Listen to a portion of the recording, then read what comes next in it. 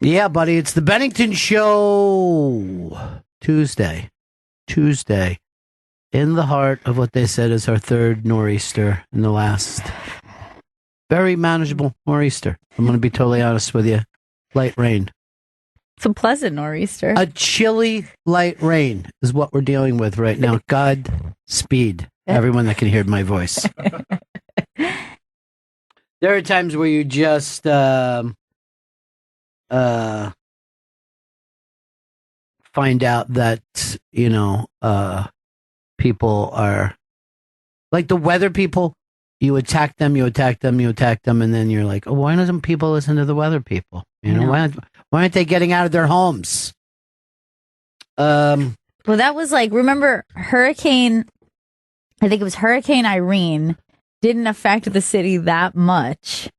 And then everyone complained like, oh, they blew it out of proportion. It hit somewhere else way worse. And then Sandy happened. They're like, why don't people listen when people give them warning? Get the hell off the beaches. That was my favorite Chris Christie moment when he just screamed into a TV camera, get the hell off my beaches. And then he became stronger than the storm. Yeah. He had like a 99% approval rating. And then he never had another good day. No. That was the end. Fingers crossed for me, everybody. I know this doesn't seem like, it might seem like a long shot, but I could be replacing Rex Tillerson as Secretary of State.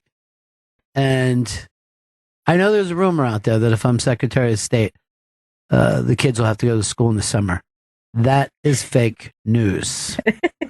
When I was a kid, no matter who was running for president, there was always a thing of, if he's elected, kids have to go to school in the summer. I'm like, fuck that dude. I fell for fake news faster than anyone. Yeah, that was talked about my entire school life as well. That was going to be. Never goes away. Kids, don't get used to this because you know that coming up soon, we're going to start doing year-round school. I'm getting less and less cabinet members that I can name because it's gotten so confusing and jumbled. And I thought old Rexy was going to be in for good. No, he fucked up. He said the Russians did something, and you can't say that. He said the Russians were the ones that killed that spy. This looks like it's the Russians. Is it? Because you don't even have a job. He found out the same way I'm going to fire Chris, by Twitter. Oh, shit. Now, wasn't Trump also upset with him because he was trying to negotiate with North Korea or something? I only know this because Trump had texted. Tweeted. He didn't text me personally. Trump wasn't upset with him. He just didn't tell him. So he was like, absolutely not. There's no plans to negotiate. Then later that night, look, everybody, I'm going to negotiate with him and make a deal. Trump likes to keep things moving. You got to move it.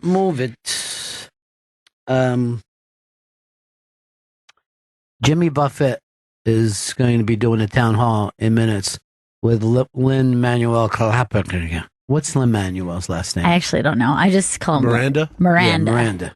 Never. By the time I get to two names, I never have time for the third. Yeah. I always just call John Wayne Gacy John Wayne. John Wayne was a crazy fucker. Those clown faces. That could be a Bennington barometer. John Wayne or John Wayne Gacy. Both had the same politics. Discuss. They were both hard right wingers. Yes, that's true. Both performers in a way. I started on a new Netflix show last night, Collateral, out of Great Britain. How was that? Intense. I'm trying to think of it seemed like just the other day she was the child girl, then she married a Mumford and Son. I don't know whether she married Mumford or his son, but she was the girl in Drive. Oh, yeah, she's so cute. I love her with a little blonde pixie cut. But she's gone from like child girl to now she's a detective in this. It seems like she's only been around a couple of years. I guess I'm crazy. That's true. She was like young heartthrob girl. Yeah, but like teen. Yeah. Like smart teen girl. Carrie Mulligan. Yeah, yes, very cute. Thank you, Chris. Did you know that yourself or you looked it up? I looked that up. Okay, so stop acting like you're smart for knowing it. I don't mind you looking stuff up, but stop coming on like, Carrie Mulligan. How could everyone not know that? Obviously, it's Carrie Mulligan. Why didn't you guys know that? I thought my saying blonde pixie girl, cute blonde pixie girl was enough. She came in here one day, did an interview with her. Adorable. But I would say shallow as a bottle cap. If I had to be totally honest.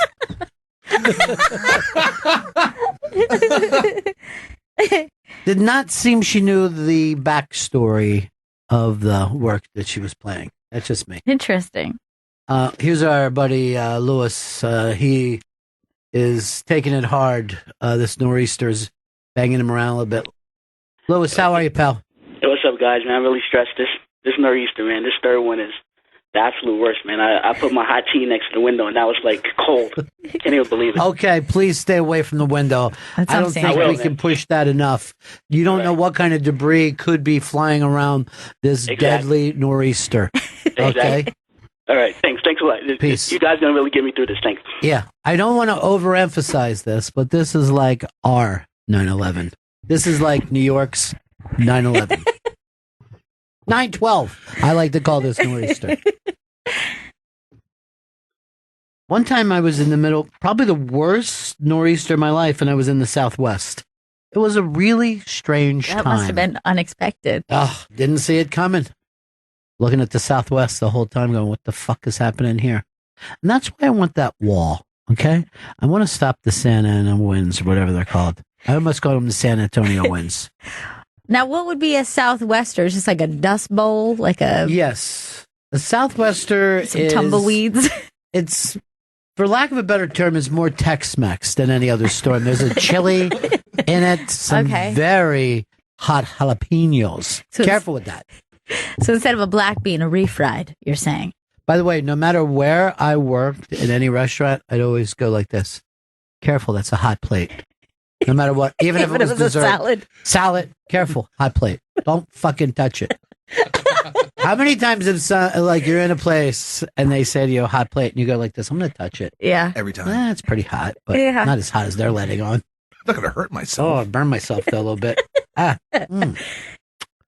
Let me just put my finger in my iced tea and just sit here for a while like that. Chris, you never worked in the serving industry, did you? Never of any service to anybody. They say that you should. That it is important to do in your life. Cleanliness is important in that game, and he's not going to...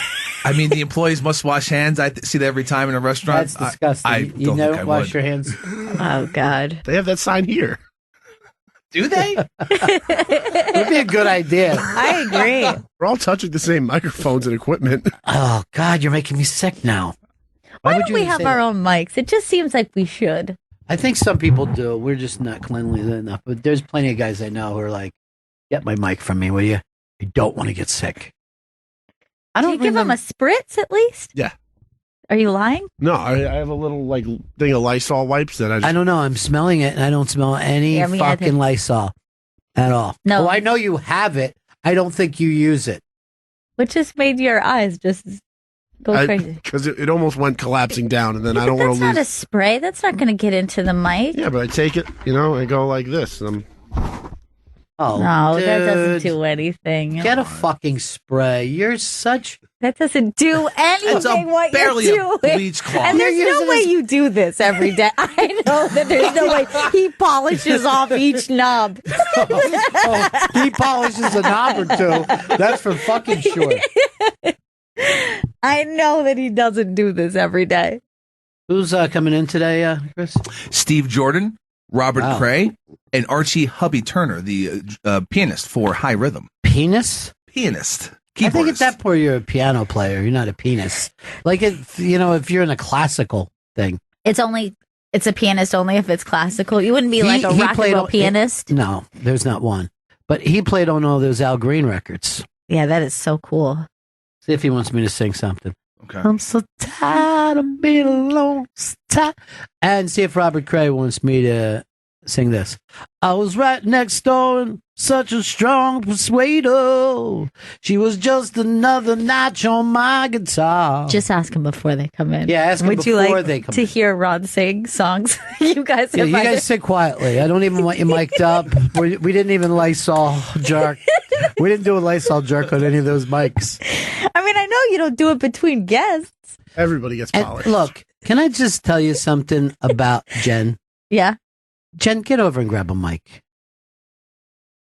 Wipe it off first. You, my friend, after all the work you did on your eyebrows, you are not a closer.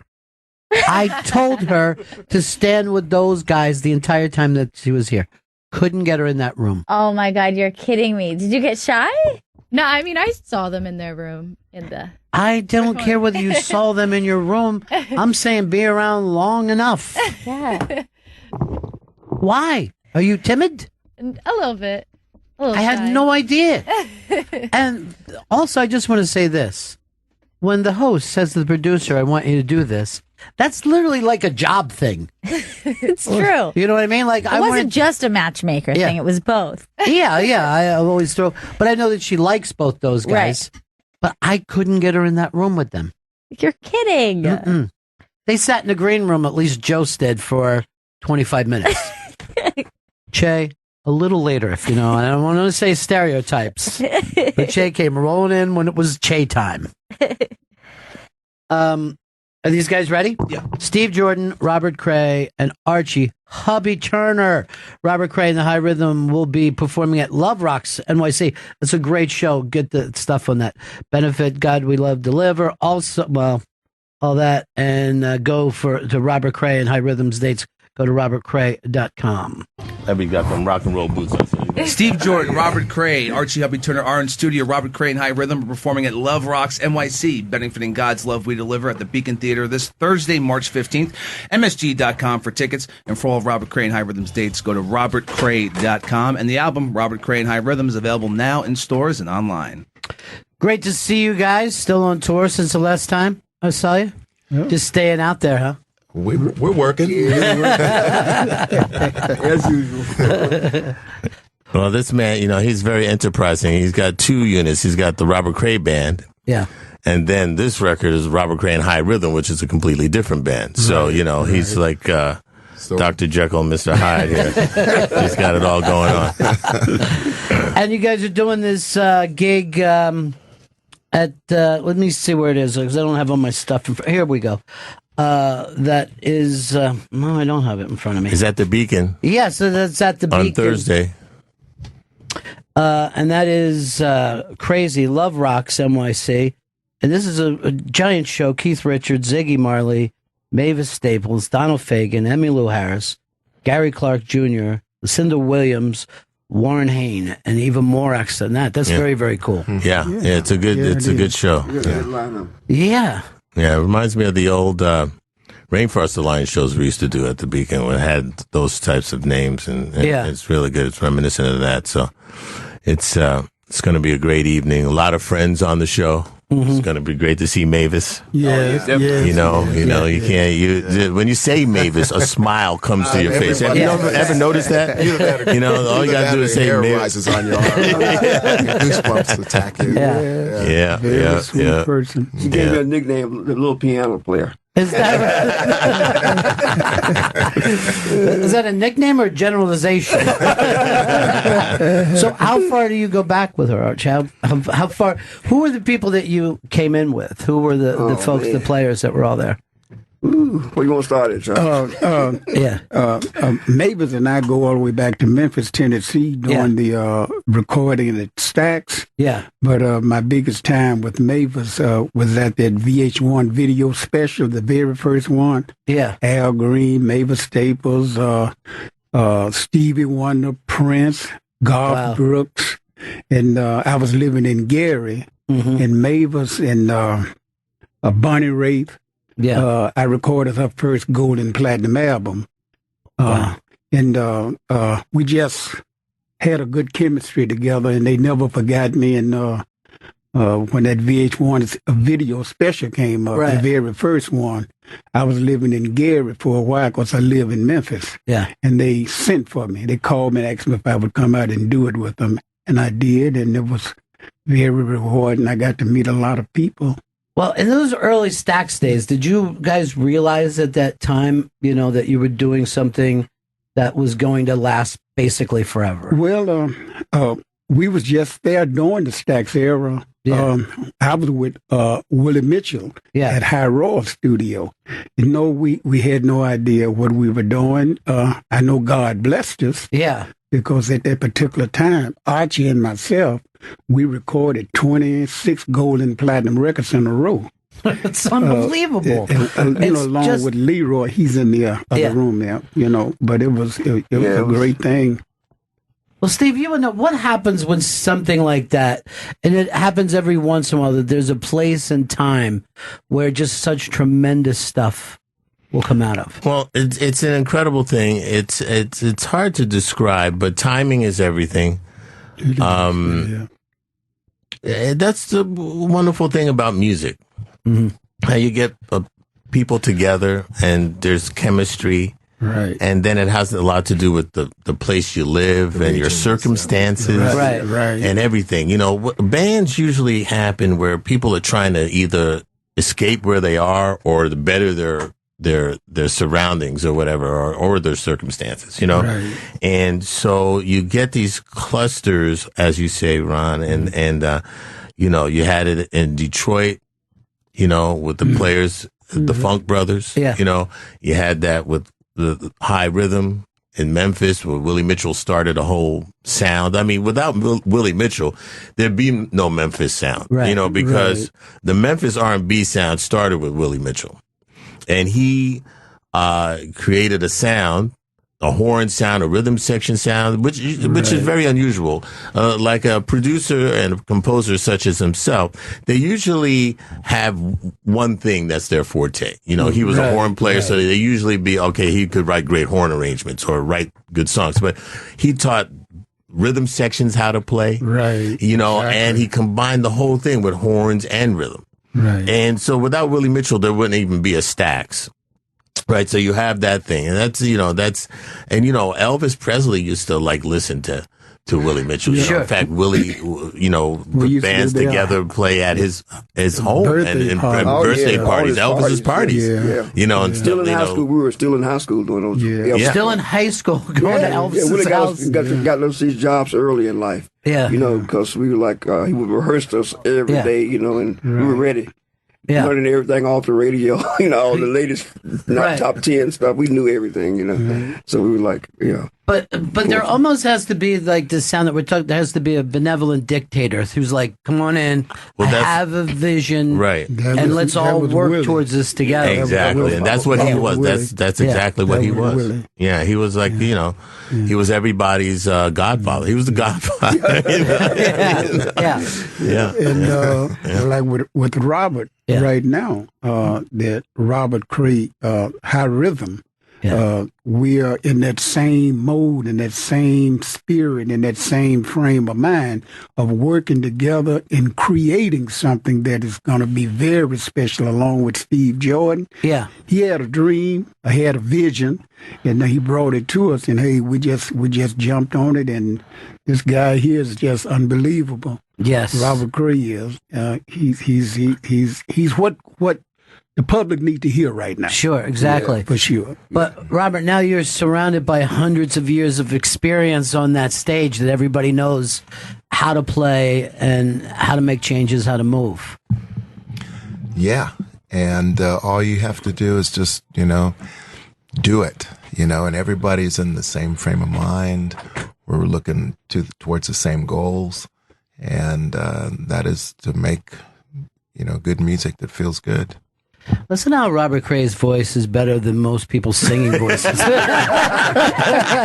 I know, right? You can just put out a spoken word album and I listen to it. You do a lot of audiobooks, right? That's it. That's what we get him to do, Can you imagine him doing like Keith Richards' life? The whole different life, right? Yeah, we'll finally be able to understand it.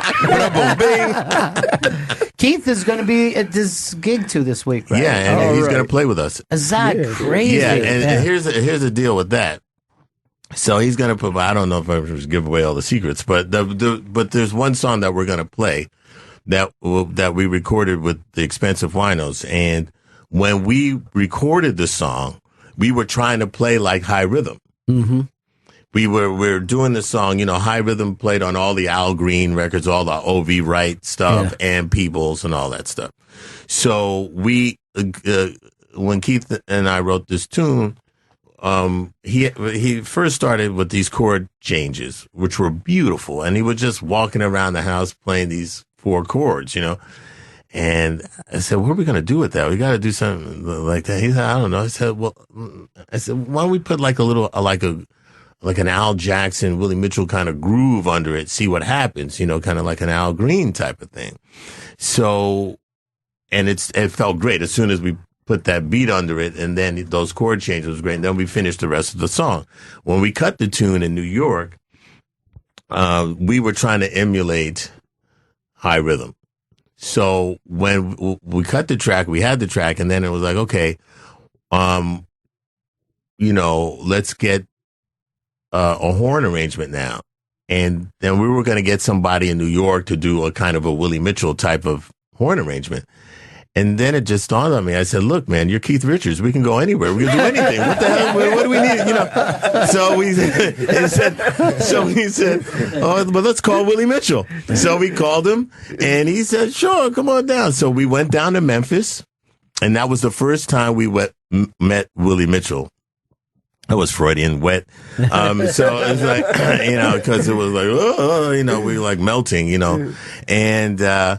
and we met him, and he heard what we were doing, and he loved the song, and he saw that we were into his style, and that's when our bond started on that day in 1988. And so we got the great horn, arrangement from him. We recorded the horns at Royal Studios, and so when Jane Rose said, Keith's manager said, Keith might do the show.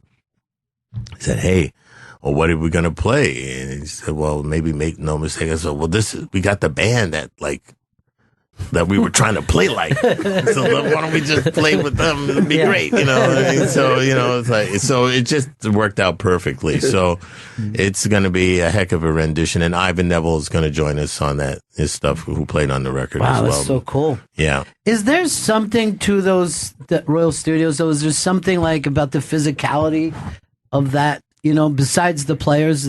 Yes. It's always amazing to me that so many great songs can come out of one studio itself. So, well, yeah, Willie tuned that room. Yeah. Listen, when you put on one of those records from High, recorded at Royal Studios, just listen. You can hear the room. Right. You can hear the room, and you can listen to the drums. That's the first kicker right there. Yeah. The drum sound is just got. Yeah. Hey, that's that sound. Yeah. So that's what he came in as a musician and engineered the room, actually built the room out. Exactly. That's right. That didn't even dawn on me. There's a lot of old theaters in Memphis was turned into studios. Yeah. They had Sun Records, and you go on and on. In Memphis, we had a lot of studios in it, that were theaters. And you guys just grew up with this sound and just joined it. You know what I mean? Exactly. Well, we mold our sound in the building to love each other. Right. And that's what it was. It was the love, the sound, and then most of all, it was love between the musicians. Yeah. 2 of them, well, it was 3 of us, that are brothers, biological. The late Teeny Hodges, he was the lead guitar player, and he wrote 13 and co-wrote 13 of Al Green's gold and platinum records. And then you have Leroy, the bass player, and then you have myself. I played Hammond organ on the songs, and then Archie played the keyboard, the piano, and then you had Howard Grimes on the drum. Well, we just grew up together. I stayed at Willie's house, slept in the bed with hubby just as much as I did my own bed. Wait a minute.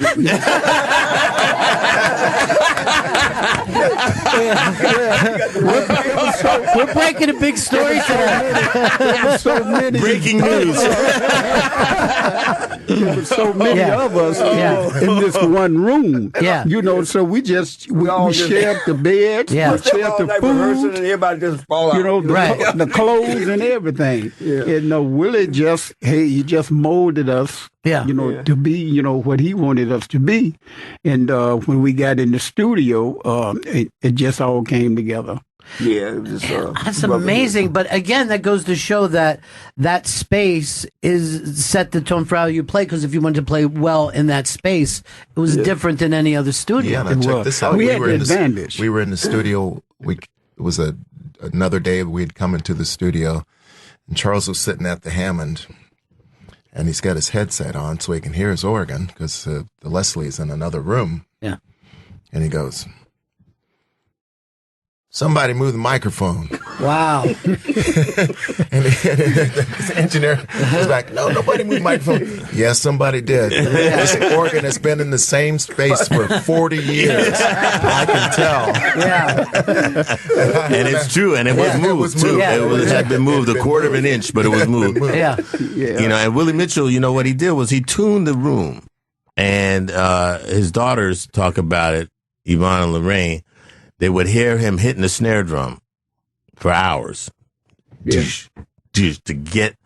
put the right packing wool whatever he had to do on the wall and everything. It looks dangerous. It looks like an asbestos thing, but it really is. But you're looking like, hey, do I need to? It's kind of wild. But it's a wild studio. It's just wild. It looks like when you walk in there. You're going, this place has to be special because, why would you spend so much time in here? You know what I mean? And then you start to play and here's the thing about this studio. When you're recording, the recording process is as such where you get your rhythm tracks, then maybe you do your overdubs, depending on how you put your records together. But, then there's the mixing process and then you master. Mixing can become very complicated and difficult, and you can kind of overthink a mix. Yeah. But when you're there, if you record the music there, all you have to do is play it back through the console that you record, and it's already mixed. You don't have to do anything. I mean, you basically just put up the balance, and it all just does itself. Yeah. It's the craziest thing. Yeah. And it sounds amazing, and you save yourself days and days. We recorded this record in a very short amount of time. And we mixed it in even a shorter amount of time. And it was just like that. And the most significant thing is that Stax Records was torn down, the original building, and then they did it build it back up again, modernized it. It tore down a historic place, but our place has been there. That's original. Yeah. It's original. Right, because just like it was. Yeah, that's a good point because the Stax Museum now is an actual replica. It's the most bizarre thing. Yeah. It's like, oh, we made a mistake, but they didn't have Apple Z or whatever. You know what I mean? So they like, oh, we tore down this incredible place. Right. Okay, so now we're gonna build it again. Like, what? Are you kidding? And now it's in the same site. Yeah. It's bizarre. But anyway, as hubby is saying, this is the original place. It was a theater. Yeah. As stated earlier, a lot of old movie theaters were converted into studios. Right. So it has a very unique sound. And, it has control rooms. It has 2 control rooms. Because there was a control room where the film, the cameras were, up there. And then there's one down where the screen was, It's a very, very wild situation. It's very unique. There's the only place in the world like it. Yeah. We had a big ceremony when they gave us the historical plaque outside. Yeah. It was a beautiful ceremony. for the historical meaning of the building. Yeah. And the locations. Cool. They changed the name of the street to Papa Willie Boulevard. That's right. Yeah, it's Willie Mitchell Boulevard now. It used to be South Lauderdale Boulevard. Yeah. Well, Robert, this is going to be amazing for you because there was no other way that you were ever going to find this kind of sound unless you hooked up for these guys. So even though you've had this great career of doing so many different kinds of things, to have this now, it's got to feel pretty amazing. Huh? It really does. You know, it's like a new beginning. You know, a new friendship of people who, through their music, I felt like I've known for a long time. You know, now getting the opportunity to work with them. And I do think that you have to make these kind of changes to be fresh all the time too. You know, it's very difficult to have something that you've done years ago and go, okay, I'll just keep doing that, you know. But as soon as you find something new to excite you, I think it excites the audience as well. Yeah. It shows. It really does. And we have a blast on stage, you know. Whenever we all get together with Steve, every time I get together with Steve, it's like, I just look over at Steve. The way he's going, heading on the drum. Yeah. I gotta go with him. Right. He's passed all the energy around. The kind of thing that, you know, like when we first got into the studio, the first thing that happens, and it's what we normally do with Steve, and it's great. It breaks the ice. It gets everybody in the mood. Steve just goes behind the kit, starts playing. What? We don't know. We just start playing and fall in. And then I'm like, you know, after about 20 minutes, this is grooving. Yeah. We don't know what the hell we did, but it started to lock in. Every few seconds we find another groove and we lock in. And then all of a sudden we're like this. Right. Yeah. So what are we gonna do? That's what we're gonna do. So let's come out with the first song we're gonna do, and then we start working on that. But we've locked together as friends. The band, you know, the band. That's the whole thing. You know, trying to get a band chemistry. Mm-hmm. And with geniuses like this, it's not that hard to do. You just have to just do it. You know? Right. That's the whole thing. You know, I mean, sometimes it takes a band a long time to get together. Sometimes it doesn't take that much time. This is like just add water. You know, it's like, okay, let's go. I'm sure there's always moments of doubt that you got to fight through when you first get back together, though, right? When you start to do that, there's never that moment you just at home. We're at home. We feel at home at any time. Anytime we get together, it's no struggle. Anything. We're just glad to see each other. Right. The only difficulty is really trying to get more gigs. So anybody out there who wants to hire us, we're looking for gigs. All right. Yeah, we are family now. We're a family. We're looking for gigs. But this is such a unique sound on the planet. That's the beautiful thing about what you guys are doing. Yeah. And this is real American music. I mean, basically from the center of America on that scary, weird river that you guys live on. The muddy fork, huh? But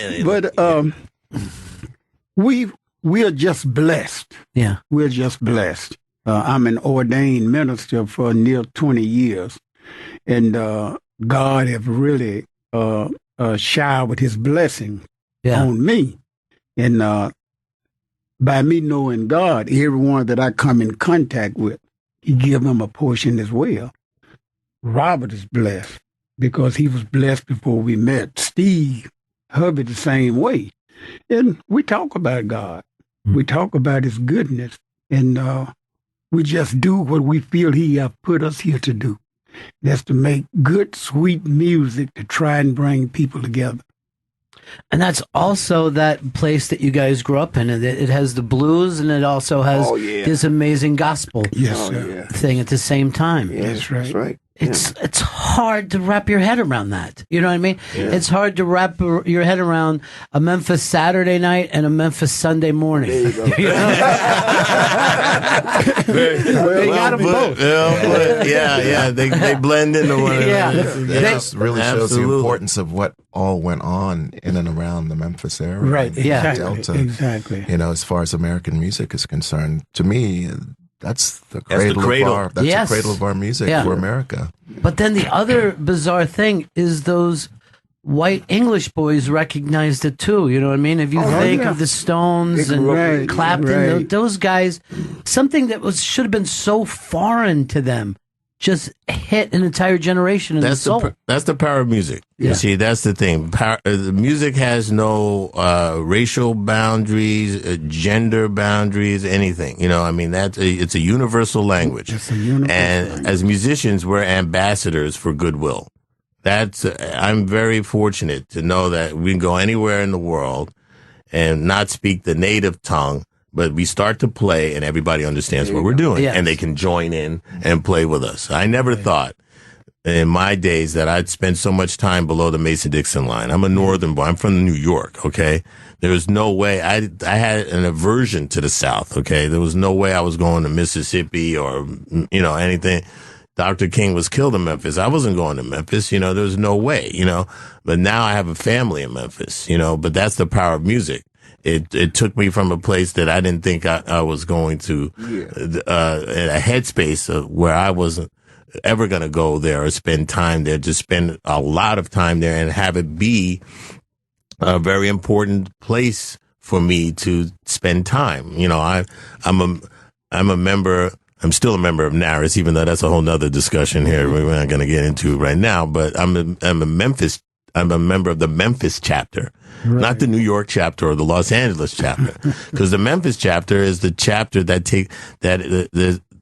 presides over the well-being of blues music and gospel music, that whole cradle of music, that crossroads, you know, where those guys that you're talking about created discovered a new life. You know, I mean, the reason why those guys got this music in Liverpool because it was the music that was rejected, but these records were sent or put on boats and shipped over there because they weren't selling over here. We didn't recognize the genius of the people right here, so they were cast aside. So then it ends up in a port, you know, and then these kids get this music and they can't believe what they're hearing. They just can't believe it. I mean, Willie Mitchell has a whole following. They call it the Northern Soul explosion in North England, where they just play Willie Mitchell instrumental music. And that started in 1962. And that thing is still going strong. You just Google Northern Soul and the Willie Mitchell song comes up and people are dancing and you know, I mean, this is the power of music, you know, and you know, it's just one of those things. And it is stunning that no matter how great the records are, the live performances are also very different and very similar. Anything can happen at those live performances. You know? Right. Well, you know, tell them about Obi Wright. Yeah, man, I could tell you a story about him. I'm going to tell you a quick one. When I was traveling with him in '67, we went to we played Mississippi State University. I think it was at a prom, and when we pulled up, it was raining, and I saw about 8 or 10 or more ambulances lined up beside the gym, you know. And I asked him, I said, I wonder what's going on in there. You know, what are all those ambulances doing there? He said, you'll see. We go in. We do the show. I'm going to just make it short. And then the last set, all of a sudden, they just started passing out. Men and women, crying like babies, hitting the floor, not breaking their falls or anything, and wasn't blood anywhere when it was all over with no blood or anything. But they were just passing out. Overwhelmed by OV. By OV, right. The power of his singing and everything. He was a gospel singer, and he went into the R&B, the blues, and he was just awesome. And we did one of his songs on Robert Cray and High Rhythm, and it came out just fantastic. Robert did a fantastic job with it, along with Stephen. Well, you know, Robert being such an O.V. Wright fan, it was a no-brainer, you know, when he said, Robert Cray and High Rhythm, of course. It's like R&B fantasy camp, you know? Right. You know what I mean? It's like, oh yeah. You know? It's like, oh yeah, right, okay, yeah. So it was really a real wonderful collaboration, you know. Right. So great to have you guys in here. For all of Robert Cray and High Rhythm dates, go to robertcray.com. Thank you guys so much. What a pleasure. Pleasure to see you. Steve Jordan, Robert Cray, Reverend Charles Hodges, and Archie Hubby Turner. Thank you so much, guys. Thank you, Ron. With everything. See you next time. Bye, Gail. Thank you so much. How great was that, man? Holy shit, that was so cool. Charles Hodges was so awesome. What a great presence he is. Yeah. And I would say, you know, Robert Cray, just being in, like, just around him, he has an energy about him that is just like, you could just keep, like, just fall into it. Which one? Voice, Robert Cray. Yeah. His voice is just so beautiful. And he's so like, chill, you know? Yeah. And Steve is doing all these crazy projects, and he's always so chill. You know what I mean? We do a radio show and we're tense. I know. I mean, Steve Jordan knows, and he knows the coolest people in the world. Like, he's cool, but he also knows the coolest people in the world. Yeah. I don't know. I got to bring this up on the air, but I think he gave drum lessons. I mean, with him one day, he gave drum lessons to Fran Lebowitz. Oh, man, that's the coolest. That's crazy, right? Because her and Keith are friends. But yes, that's how his whole life goes. That's, he's on a nonstop finding the groove thing. Yeah. And he's like, you know, one of my favorite people in the world. He's just, and that music, it just slays you. Well, you remember when you were a little kid, I took you guys to Memphis. Yeah. Just the feeling around all those places were just insane. It's got a different vibration there than anywhere else. You know? All of our music came from that river somewhere, you know, all the what we consider American music, whether it's jazz, blues, rhythm and blues, soul, all that sound came out of it. And it was very weird because, you know, people always talk about the 1950s suburban culture like it was the peak point of American life. But how did they miss that fucking music?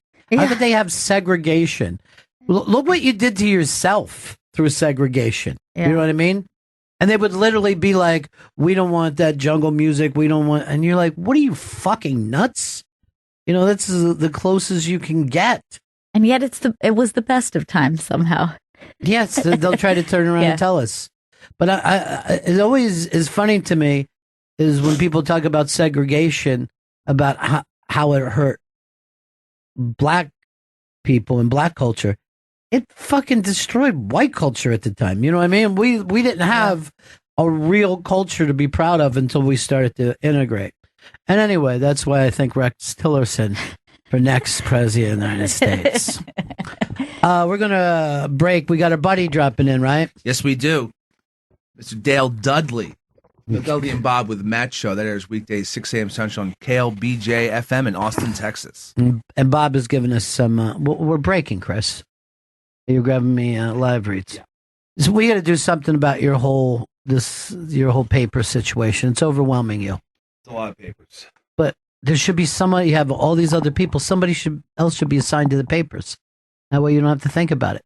You could be the Steve Jordan of this team. That'll be great. Yeah, Steve Jordan doesn't go, here's the album. I'm the only one playing on it. That's true. That's true. Okay. This interplay that you and I have is what's fantastic. This give and not take is what makes us Bennington. Right back with Dale Dudley. In studios, Dale Dudley. Yeah. Who? The Dudley and Bob with Matt show airs weekdays at 6 a.m. Central on KLBJ FM in Austin, Texas. And the Dudley and Bob with Matt Sideshow podcast is available on iTunes, on Twitter at Dudley and Bob, on Facebook at Dale Dudley. Good to see you, buddy. I really just expected to sit in the chair back there and watch. No. Although I brought my own headphones just in case. Because you know egos in radio. I'm going to bring the headphones just in case. But I really expected to sit and watch and maybe say hello at some point. Thank you for having me. No, of course.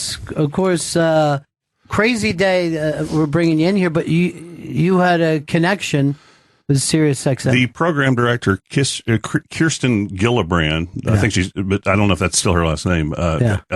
She, not Gillibrand, that's somebody famous. She's a Kirsten from Jimmy Buffett Channel, is a friend of mine, and works at our station occasionally. So Buffett was in here with, who was he in with? Lin-Manuel. Lin-Manuel Miranda. Yeah. And then I don't get their last name either. I run out. And then I'm going, and by the way, this is Tommy James, and this is Steve Earle, and there's Robert Cray. Kirsten Lindquist, that's what it was, sorry. Lindquist, yeah. But I thought, look, there's Tommy James. Tommy James is doing a show on the 60s channel with us now. How do you get any work done here? Well, we don't. We see people like this once every 2 years. Somebody will come by who's very desperate, But this is the beauty of it. It doesn't matter what we do once we're in here. Once you get in, doesn't matter what you're doing. I got to tell you, I was a little ticked off at you. Well, we should first say where I come from. You did a podcast with my show last year, which is in Austin, Texas, at Moon Tower Comedy Festival. We kicked off Moon Tower, sold out show. We had never met. We're just huge fans of yours. And we've been huge fans of yours since O&A back in the day. And so I remember going up on stage with you and looking over. We've been doing this for years, and you can tell when somebody's nervous. I looked over, and your hand was moving just a little bit. And I go, oh, man, what is this going to be? Because when you're going to do a live show in front of an audience, it could go very badly, especially if you never met someone. So we literally had maybe a 5-10 minute conversation, and there's 4 of us on stage. I've never had so much fun in my life. It was amazing. I'm surprised that my hand was moving a little bit. I might have been masturbating. He does that, Because I don't remember. I felt very welcome as soon as I got there. Yeah. It was probably me. I'm the one that gets nervous and has to have a drink, and then halfway through the podcast, I can't speak anymore. Right. And that's how I'm here today. I think after the podcast, you just wanted to get the breath away from you. I was going, hey, I want to come sit in. And so here I am, but I really expect to sit in the corner. So No, of course. But by the way, that was so much fun last year, and we're doing it again this year. And tremendous. Ron White is doing it. Yeah, Ron's been a friend of mine for 30 years, and he just moved back to Austin, and he used my wife as a realtor. That's the good news. And he bought a penthouse on top of a building. Yeah. And he's gone through the cycle of being poor and moving into my house. He had 1 box, and he'll confirm this story. He called me literally. He went to do a stand-up gig in Dallas, I think it was. And he called me one day, and I don't do a great Ron White, but it was, hey, that box that I sent to your house, can you hang on to it? He had 1 box. He was leaving Mexico. He had lived with a woman in Mexico. He thought he was going to be run a pottery factory. Yeah, that was going to be his new career. And he called me about about 2 weeks later, maybe a month, and goes, "Hey, I don't think I'm going to need that box. I'm on Foxworthy's jet, and this thing's blowing up." And so he went through his Hollywood phase and all that, and now he's going through that breakup, and he's back home. Yeah. And it's been great. It's been great. Do you think it's been good for him, too, to get back to Austin, get back to that, Absolutely. A lot of the comics are sometimes his writers, and he's got Cap City Comedy Club as a club to go try out new material. Yeah. And for the fans, to get to pay $10, Matt Bearden, the comedian on my show, does a thing called Punch Comedy every Tuesday night, sells out. And it's, I think, $12, maybe $13. And Ron will just show up to work out new material. So for the fans, it's incredible. Yeah. And I just said, hey, can you do a podcast with us on I think it's April 18th? And he said, hold on, let me look at my phone and find a reason to tell you no. And he said, absolutely. So he's going to join us. I'm glad you two know each other. I didn't know. Yeah, we did an Unmasked, and we actually we both tried to figure out if we had played my club in the 80s, and both of our memories are shot and we're like, I'm not sure. I don't think so. Yeah, Ron and I are still trying to kill our memories. Yeah, that's still going on for right, you. Yeah.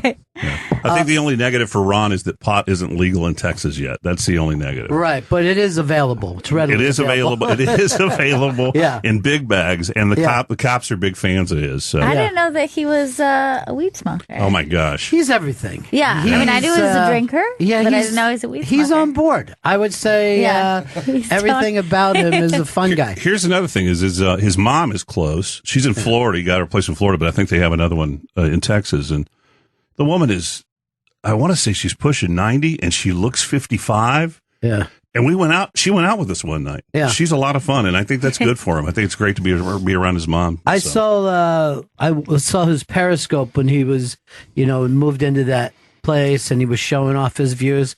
And then he and his mom were having some tequila and just relaxing. Oh, she's great. Yeah. She's great. And I got to thank you because getting the two Rons on there, we don't have to work. And it sold out in 20 minutes. It's called the Dudley and Bob Sideshow, which was our podcast. And usually when it's us alone, it sells out, but it takes a week or two. It takes a little while. So I'm just going to lie and say you're there every time. But you guys sell out podcast after podcast. It's really so much fun. It's astounding to me. Yeah. We're not LA or New York, but we're a cool town. And it was a college town when I got there. Last Thursday was last Friday was my 31st anniversary. And the idea that three radio guys are going to go to a comedy club and we're just going to talk without a script and without a plan and it sells out still astounds me. And I think we're coming up on our 25th sellout, which is about 6 years worth. We try to do them maybe 3 times a year. Well, it's a great club too, man. That was such a fun environment. It was a cool club, and your audience was so great. Like they were so amped up and really fun and excited. When I tell people I've done 31 years at the same station, and you say, well, and we have this problem with advertisers, and they think, well, your audience has to be in the 50s like I am. But when you go and you saw it, it's people in their early 20s all the way up to 45, 55 years old. It's in a very diverse. It's astounding to me, and I think we do that. But we always make jokes about ourselves. We are probably the most self-deprecating show. I think we may be the last terrestrial talk show in that format that's alive anymore. Yeah. And I started as a comic, did radio first at 17, but then I dipped my toe in stand up in the early 80s and got to meet a lot of cool people. And I think that that's kept us alive, is that we always have comics on and we always come from a comedy perspective, a stand-up perspective, a self-deprecating perspective. And I think that's how you get an amazing audience like that. Well, some listening now. You know that a lot of radio shows, when comics do it, they make it very uncomfortable for the comedians. I'll never understand that. I think the radio show is being disingenuous and shooting themselves in the foot. Yeah. I don't ask comics to do material. I didn't even know that was a thing. I was shocked when comics told me that. Every comic that comes through to us, the highest compliment is later on when Joe Rogan mentions us on a podcast or says something about us somewhere else. We just want the comics to come in like you're doing now with me, be part of our show. We want Ron to be part of the show, to sit in an ensemble and try to get one-liners off the top of your head. Yeah. And it's been, I think it's kept us alive. Hold on, my PD is telling me this segment isn't working. Okay, I'm going to move in. I agree with your PD. I totally agree. He's a smart man. Isn't that funny, though, that there's still those PDs that have the iron fucking fist? And, I forgot. Yeah. I forgot I could say fucking. Yeah. I'm so used to we've been very lucky from the very start. But there was a period there when I decided not to play music. Howard was rolling through every market. Right. And I said, if I play music, if I continue to play these Pearl Jam records, I'm going to be out of a job. Yeah. And they fought me on it. And they said, okay, it's on you. You get I think we had 3/4 of ratings, which is always a bitch, when they're putting that over your head. And it worked out. But I think we out-stunted everybody before they got to town. I mean, we were doing ridiculous stuff, just throwing anything against the wall to see what sticks. What's so much fun now is our show is 3 guys who failed at I wanted to be an actor, failed at that. Matt came off the road to have babies, and Bob's an advertising guy, a very funny advertising guy. He's like a sniper. Hi, Bob. You're listening in Chicago. He gets a line in when you'd least expect it, and I've totally lost my train of thought. But you get what I'm talking about. Yeah, sure. You just have that. Oh, the PDs. Yeah. we've been very lucky because that was the only time. And then once it became successful, it's been hands off. And I work for a good company. It's getting smaller. They're selling off all their stuff, but it's a great company that I work for. Smaller the better, I think, is the future, dude. I really do, man. I think the last thing that you want to be is with, and let's face it, the giant companies fucked this up. It was the funnest business in the world, terrestrial radio. I think the saddest thing I see at my job, I work for Emmis, and the saddest thing that I see are young guys that come in and they're board ops and they have an incredible voice and they come in and they watch our show and they watch us busting balls and having a blast. And I look at them and they ask me, well, what do you think my next step should be? And I say, get out of radio. There's no jobs for you. And that's sad to me. Right. And that was iHeartRadio, buying every station and piping in the personalities from the bigger markets into the smaller markets. So no kid could go down to a small town radio station like I did and beg to be on the weekends punching buttons midnight to 6. Yeah. And that's such a loss because I love the idea of like smaller radio, local radio where it's like almost like the way you would have a local record store. It like is specific there is some truth to that, right? Like that area, and you're speaking to your audience. I'm very jealous of that. I think. But the other thing about that, those small market radio stations, and the few that I worked in, and it's all been in Texas. You had some fuckers that were program directors who were really envious that you may have had a little bit of talent. Yeah, the guys. I would always work my way up. I'd get fired somewhere, and I'd go somewhere and work my way up from nights into mornings. Always morning drive. And there were PDs that wanted to control everything with an iron fist. Like why? I had a PD one time tell me I shouldn't use the word folks, FOLKS. Yeah, he was too cool. It was too cool for a rock station, right? I have so many of those incidents where PDs have said the most ridiculous thing to a kid. I remember them saying stuff like, "Put a picture of somebody you know." Wait, they all what? they would say, "Put a picture up," and you're speaking to that picture, and I'd be like, "You're fucking nuts."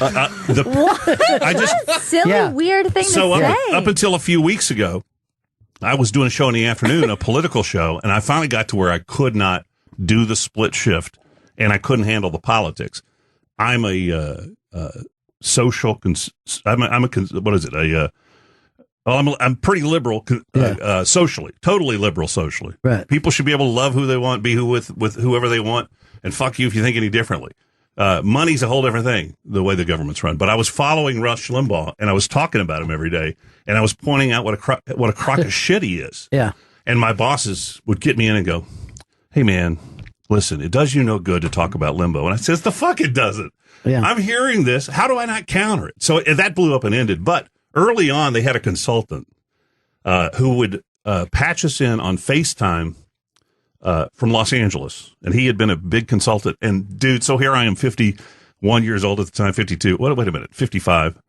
And he goes, "Listen, what you need to do is not talk to anybody else in the room, and picture one guy out there, and talk to that one guy like you're telling him a story." And I bit my tongue because I heard that in 1979. Oh my God. That I should have with it. And the picture was supposed to be somebody in the demographic. Yeah, right. And I go, that's such bullshit. Yeah. You entertain. That's what you should do. You should entertain and you'll win. That's it. And that's the problem with the comic thing is they get the comics in there and you try to mold a comic to your format and get a joke or two in. It'll never work. It's a square peg in a round hole. But there are comics who come in and who are great, who I don't even know they're doing material and they're trying it out on me. Right. And the king of that is my friend Kevin Nealon.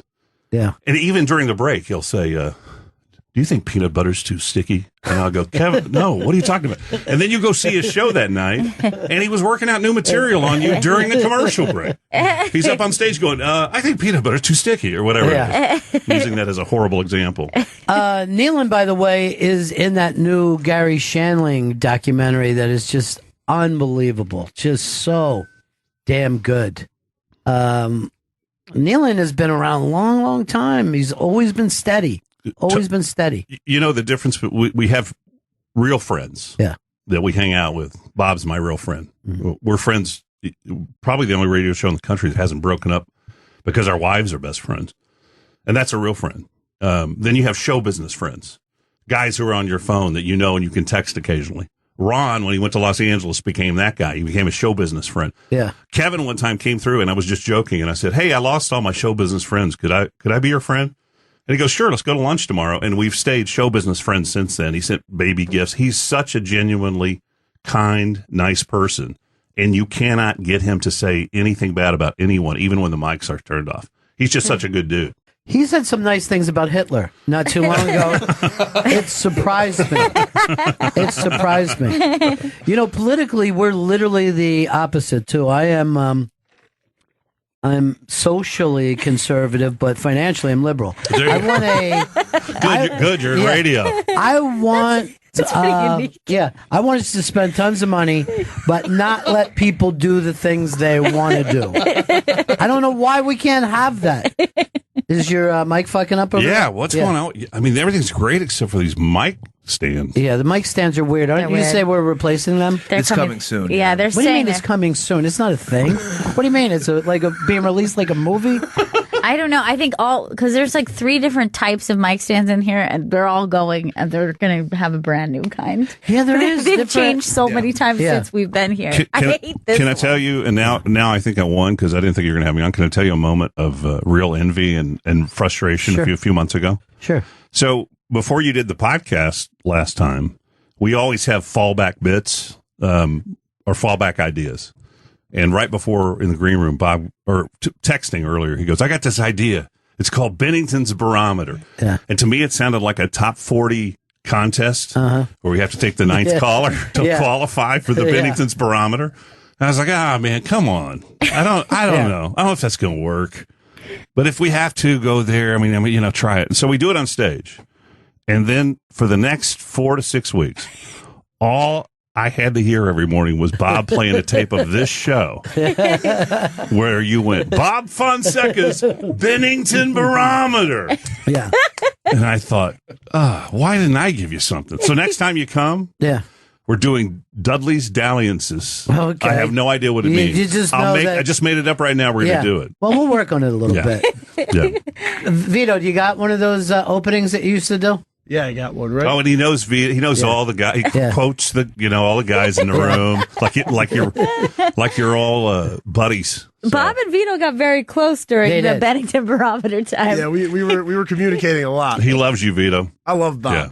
That wasn't even one of your over-the-top ones. I know. They get worse. Oh, yeah, I have a ton of them.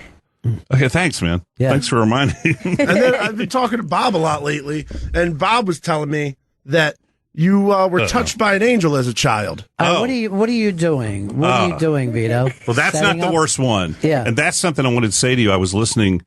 I never met Barry Crimmins. Yes. But I don't want to get choked up. That documentary meant so much to me because it was about 2000. And the listeners, they're going to go, "Oh, my God, he's doing it." Somebody on our show that doesn't work there anymore one day said FAG, said fags about something. That's faggy or whatever. And I don't know what happened. I just stopped on the air and I said, "Could you not do that anymore? Because that reminds me of stuff that happened to me when I was a kid." And since then, I've been very open and honest about, what has happened to me as a child. And I don't think men talk about it very much. Mm-hmm. So I've tried to be super open and honest about that. And I've gotten so much response from men who went through that kind of sort of thing in the 60s, 70s, and 80s without ever telling anyone. And so when I heard you get choked up about Barry, I really felt it because the documentary they did with Bobcat meant a lot to me. For him to speak out against that and do the things they did. I would have never had the courage to go back and confront these people. Most of them are dead now. And so that was it. That was why I was touched by an angel. What a weird thing to bring up, Vito, that out of nowhere. By the way, if an uncle is an angel. Yeah. When I was talking with Judd Apatow about that channeling thing, he wants to do a movie, a real Hollywood movie on Crimmins and have Bobcat direct it. Bobcat's one of my favorite directors in the world. Right. Well, and Crimmins was, he was just one of the most unique cats I've ever known, ever. Yeah, I would have loved to have met him. Would have loved to have met him. He was there last year. I know. So So that week we still have to get up at 5 o'clock, 4 o'clock for me, 4 o'clock in the morning. So we don't get to go out and do all the partying and stuff. So what we should do is next year not take this week off of spring break and avoid South by Southwest. We should take that, and I think we will probably take that next week off. Is that what you do to get out of town for South by Southwest? Yeah, the first South by Southwest, Bob and I walked around, and there were 6 clubs that were playing bands, and they had a lineup of bands, and we walked around with that. I don't know if you ever heard of Steve Poltz of the Rug Burns. Mm-hmm. Steve's a great guy, and that was South by Southwest, and then it just got bigger and bigger and bigger, and then suddenly our passes disappeared. Right. And we weren't part of it anymore. So we do get out of town. It's crazy. It's horrifyingly big now, right? It is, and now we got this horrifying bomber. We've had 3 bombs in a week where people have died, and it's just terrible. And you got to figure that if you're a detective, this guy could be pretty easy to figure out. Is it? These aren't even like. It seems like he's got goals. He's just random. So far, it's all been people of color, and I trust that police chief, though. I think they're looking at surveillance video at every Lowe's and Home Depot and anywhere that sells pipes and that sort of thing. So it's terrifying. Yeah, yesterday I was reading about it, and it was the first time I was seeing anything about it. And I go, oh my God, let me flip on the news. I'm sure this must be. And it wasn't anywhere. I was just reading this article well, this is kind of strange. But see, this is what I love about Bennington, not bombers. I just love that it's just a stream of consciousness. And that's what we do in our show. Yeah. And most people, any radio audience, you don't have 99% of the people. You don't even have 10% usually. And somebody will introduce you, go, you know who this is? He does that show, this one large market. And people go, oh, yeah, I've tried to listen to that crap. But I love stream of consciousness. I love that you can touch something and get emotional about it and be laughing about something 5 minutes later. Yeah. So, but yeah, we get out of town for South by Southwest. Most of us. Bob's in Chicago, and I think Matt's in the desert of Los Angeles somewhere. And I need to mention Matt Bearden too, because he's such a huge part of our show, and he puts those podcasts together. Yeah. He's been doing stand up for years, and is brilliant stand up too. Yeah. Really is. Yeah, he's incredibly fast. I remember that night we were all together. I would look over like, fuck. He and I, sometimes we just rip. We go to the most insulting touch would really piss anybody off. He'll bring up my mom's dead all the time. Yeah. I'll bring up the death of my mother. I'll bring up we've even dipped into our own children at some point. Is there women never do that, but there are men that just sit around and say horrific things. It's funny too because women have a way to bust on each other. Yeah. But I've never said to my friend, your dad is I think dead. that's the way men tell I think that's the way men tell each other they love each other. Because you can't, unless you're drunk, I can't tell Ron I love him unless I'm drunk. Right. Vito's dad is dead, Chris's dad is dead, and I think I bring it up all the time. Vito at least has a mom. Chris not only doesn't have a mom or a dad, he doesn't have a single living relative. I've never met an Enling before him. That's it. Yeah, everyone has passed away. Have you adopted him? No, he's a feral cat. I don't think you could get him. How many times have we said we put some come to Christmas or Thanksgiving? So many times. He's always no. You like to stay out in the cold and root through trash cans for. Well, how did your dads die? I bet I got a better dad dying story. All right, let's hear it. Okay. Chris, yours? My father died in. They found him passed out in the street. That's pretty good. What street? It was Uptown because he ended up in Columbia Hospital. All right, so was it Harlem or Spanish Harlem? I think it was. It must have been Spanish Harlem. Okay, Spanish Harlem. You get points. Would have been better if it was Harlem. Though. Yeah. and so they find him, and he's just in a coma, and then he just his organs started just failing. Right. So it was just like. But what was leading up to that point? Oh, he like a heroin addict, alcoholic. I think he had TB at some point, leading up to it. Well, you get a lot of people don't know this, but a lot of addicts get TB. It's pretty common. Still? Yes, still. TB is still around. It's not eradicated. I found that out when it's oh shit, you have TB. Matter of fact, strains come back stronger. You probably have TB. I have grandparents and stuff that had TB. I think he's just saying it over and over again to try to top me because he's going to have to try to top me here. All right, let's say Vito, your dad? He died of lung cancer when I was hoping it was a mafia hit. It could have How old was your dad? I think 38. I don't 38 is so young. Yeah, he was pretty young. Yeah. Oh my God. And he went to the beach up until his last day and was smoking cigarettes. And he lived it out fun. Yeah. Really? Because it didn't seem like he had much fun. Only 38 years. He was wearing a Speedo like all Italians. He was. All right, we think we got a topper. All right. I was 28. My dad was 60. And the day on the Friday before, my dad wanted me to come help him move brush in East Texas. And I didn't want to do it because it was hot and I had a girlfriend. And my brother, who's passed now too, sang Cats in the Cradle by Harry Chapin over the phone to me. Cats in the cradle in the silver spoon. Monday, old man goes in to the cardiologist to take a stress test to see if he had a heart attack. And he had a heart attack and died on the treadmill. Wow. Oh, my God. Wait a minute. While the doctor has him locked in. While the doctor has him all hooked up. Impossible to die. I know. All hooked up. So not only did he die, but he also got rug burn from the treadmill. Oh, my God. Do you think that... Who won that round? Yeah. Well, I would, the junkie thing is hard to beat. That's hard to but beat, yeah. The fact that you had Cats in the Cradle Yeah. and Yeah. You tied it in. You made it more cinematic. One thing I'll say about Chris, he carries no guilt about not helping his dad or any of that. Oh, no, none whatsoever. Yeah. But, he liked Well, you had to let him hit rock bottom. It sounds like you did. The whole family hit rock bottom. I mean, this is they could have been the rock bottom fucking... You were how old when he died? 19. Okay. You could have been there for him. I mean, my dad's 91. He's still living because I've been there for him. Send him to the cardiologist. Yeah. I went with him. I held on to him. I gave him a baby aspirin while he was on. When my dad would do heroin, I would help him tie off. I go, nope, you're not getting all of it, just a little bit. And I said, my dad, you can smoke, but you can't inhale. I was there for all my... What about your dad, Gail? Yeah. I mean, look, I'm taking good care of him. How long do you think you're going to have a dad, though, when you really think about it? I mean, honestly, I'm going to be honest. I think with your family's genes, I feel like you are going to be around a very long time. You just jinxed me. You just jinxed me.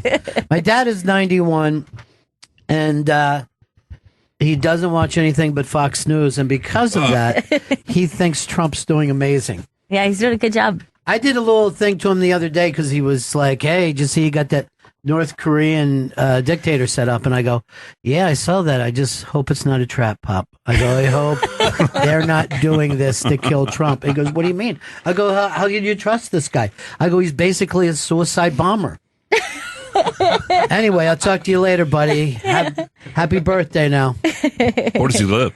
In Maryland. Him and my mom still... Your mom's still alive, too. Yeah, they That's have crazy. a home. They in the house that my dad built, physically built himself, and they, no outside help.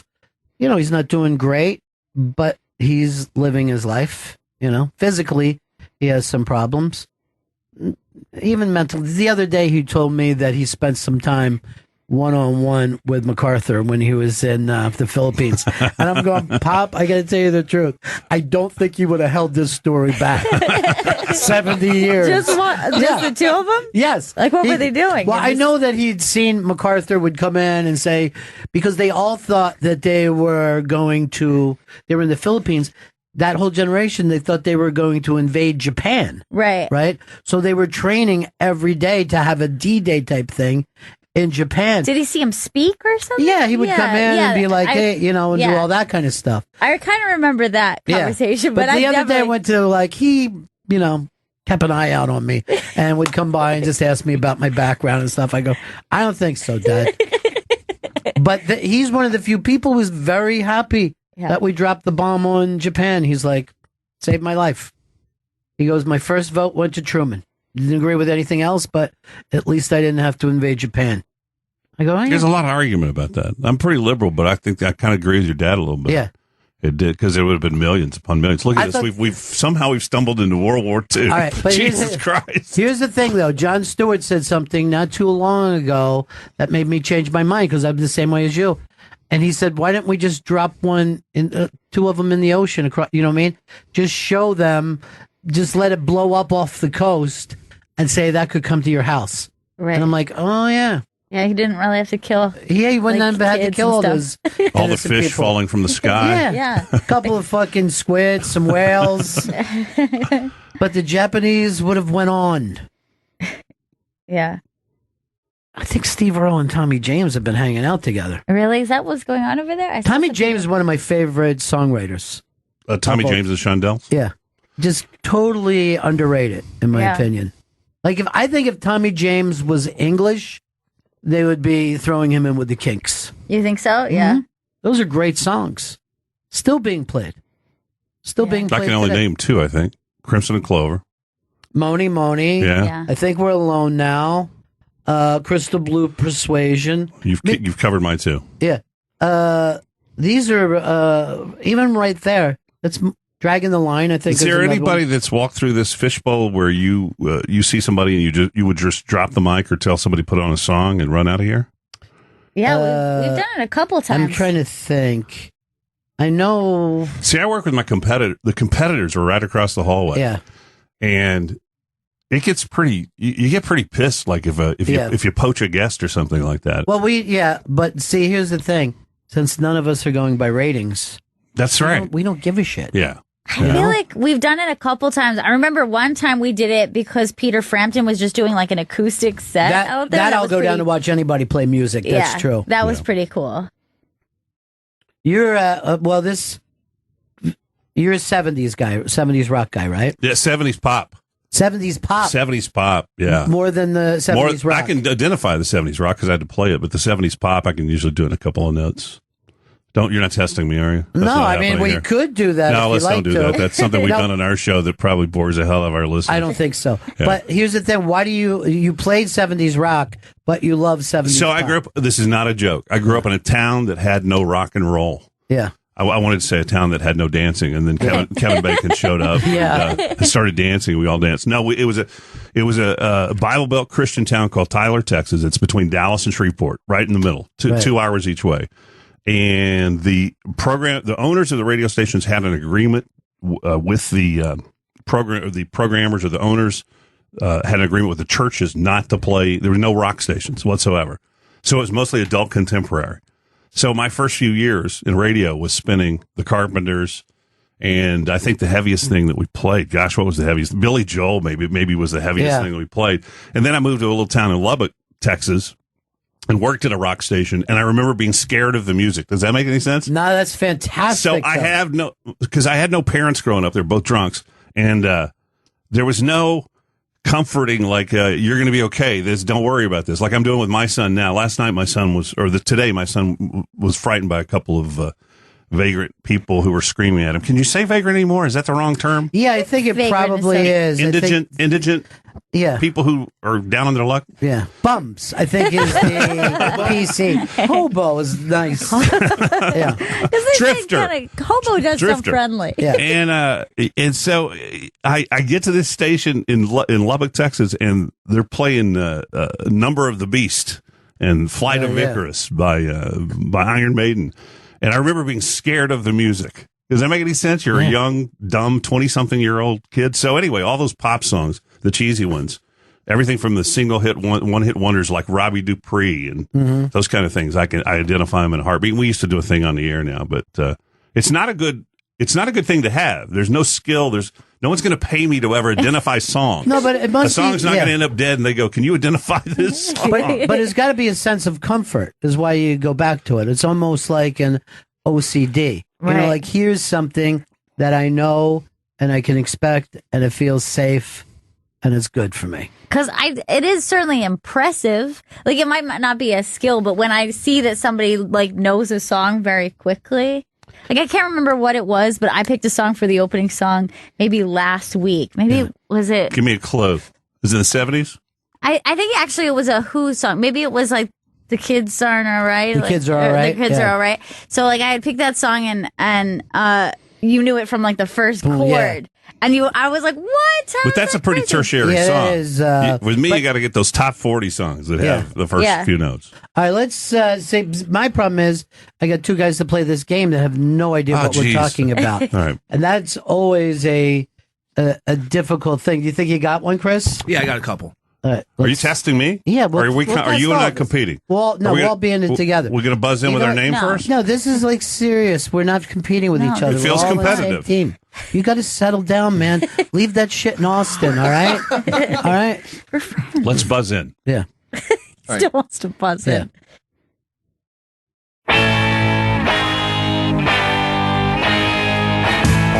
That's not the 70s, is it? I have no idea what is this. Yeah, that's not the top 40. This is the Bay City Rollers, Shang-a-Lang. No, that wasn't a hit.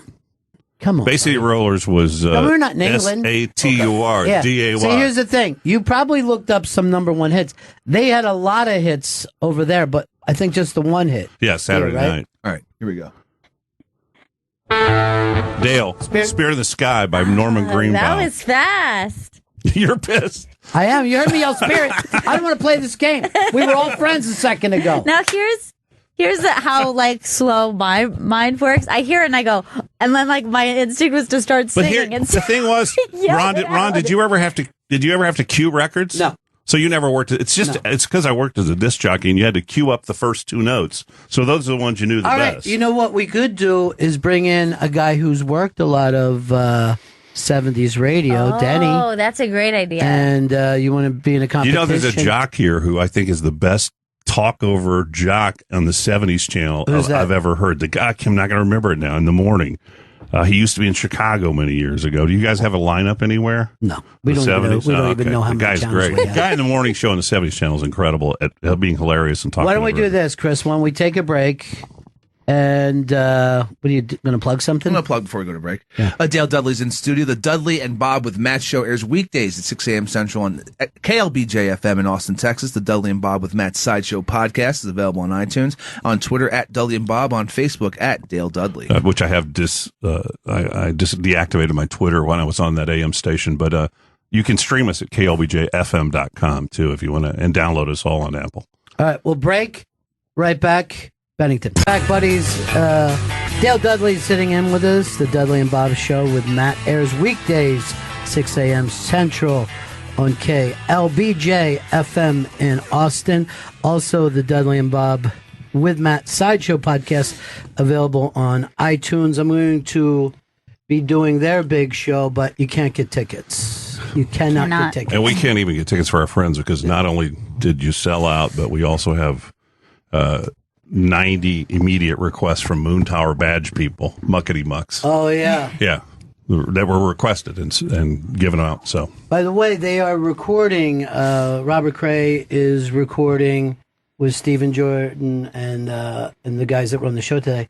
And Dale goes, "Can I go in and get a picture?" I go, "No, please." I did not. I go, No. Don't do that, dude. No, I did not. I go, "Don't do that, dude." No, I did not. It makes us look bad.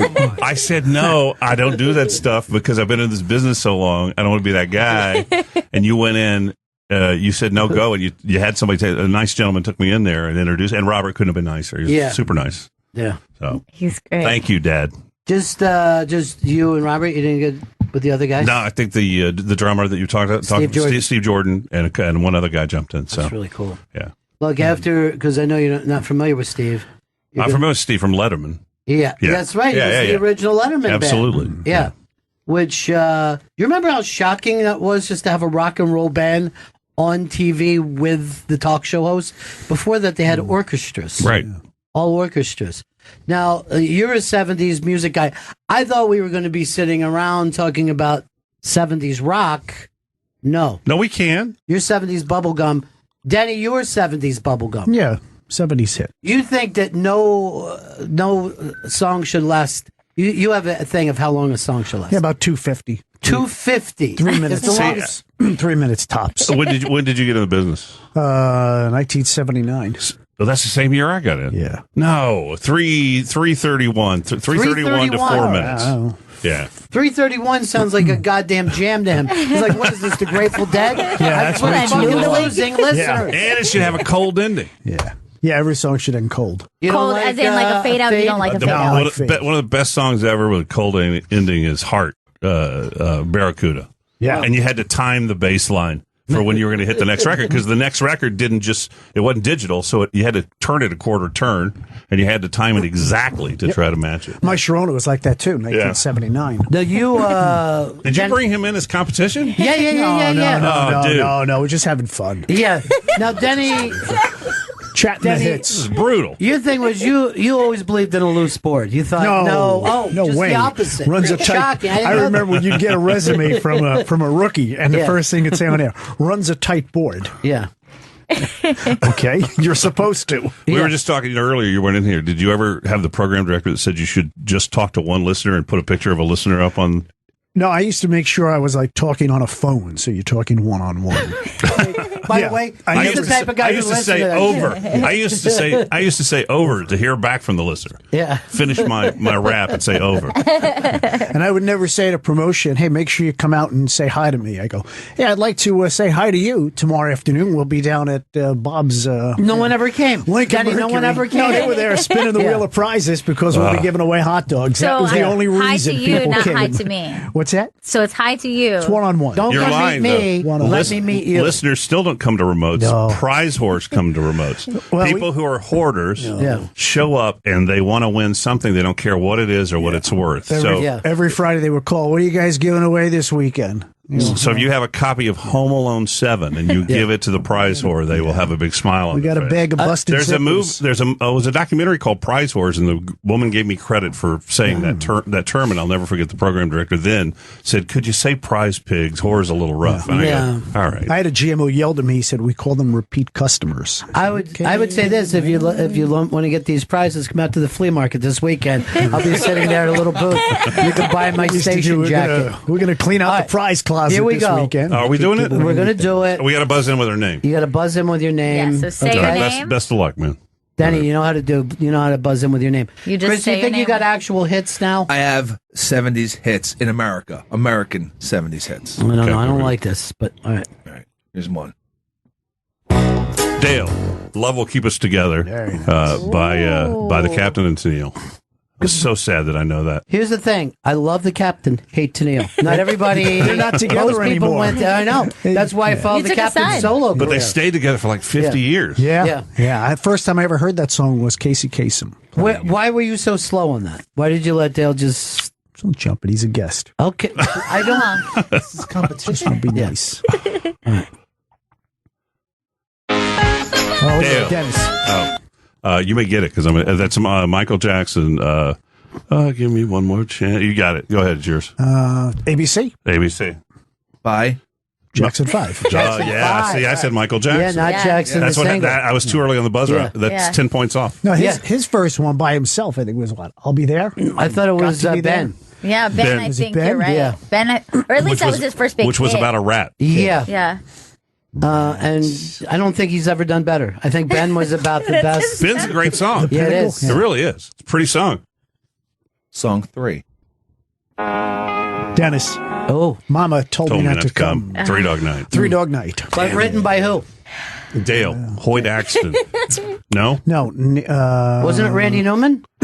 Let's look that up. It Vito. sounds like a Randy Newman song. No, Hoyt Axton wrote, I think, Joy to the World or Black and White. Yeah, it has nothing to do with this. Seriously, is that why you walk out to find the ringer? Yes. Yes. He loves the halls or the ringers always. This has Every gone beyond break. my imagination. no. I really thought I was going to be the audience of one. Yeah. You've let me talk, and now it's going downhill. Let him talk. He's a guest. I'm going back with my tail betwing my legs. First of all, Danny, don't tell me what to do. And talk to, just put a picture of him up. And Yeah, then put a just talk to picture. him. Right. Right. Talk on the phone while you're talking. You and I both. I don't know what you're doing over there. Oh. Hello? Are you did you mime it and hold it up? Hey, how are you today? Good. Make sure you take a jacket tomorrow morning. Looks like we're going to have some rain. That's the other thing in radio. Always lead with the weather. When you don't have anything else, do the weather. Yeah, and don't forget to Weather be on the nice. ones. It was Randy Newman. Thank you. All right. Thank fine. you. Sounds like Randy Newman when Yeah. you'd sing it. Song 4. I don't know. Yeah, I do. I know this. You know it? I don't know it. This is not the radio version. This is the album It version. is the album. It's Rod, right? Yeah. Dennis, Reason to Believe? No, it's No. insane to do this. Listen, it's going to kick in. He does not. Yeah, you can't would never play that. have That's the played. damn long version. Yeah. You can't- What are you doing, Chris? Radio edits.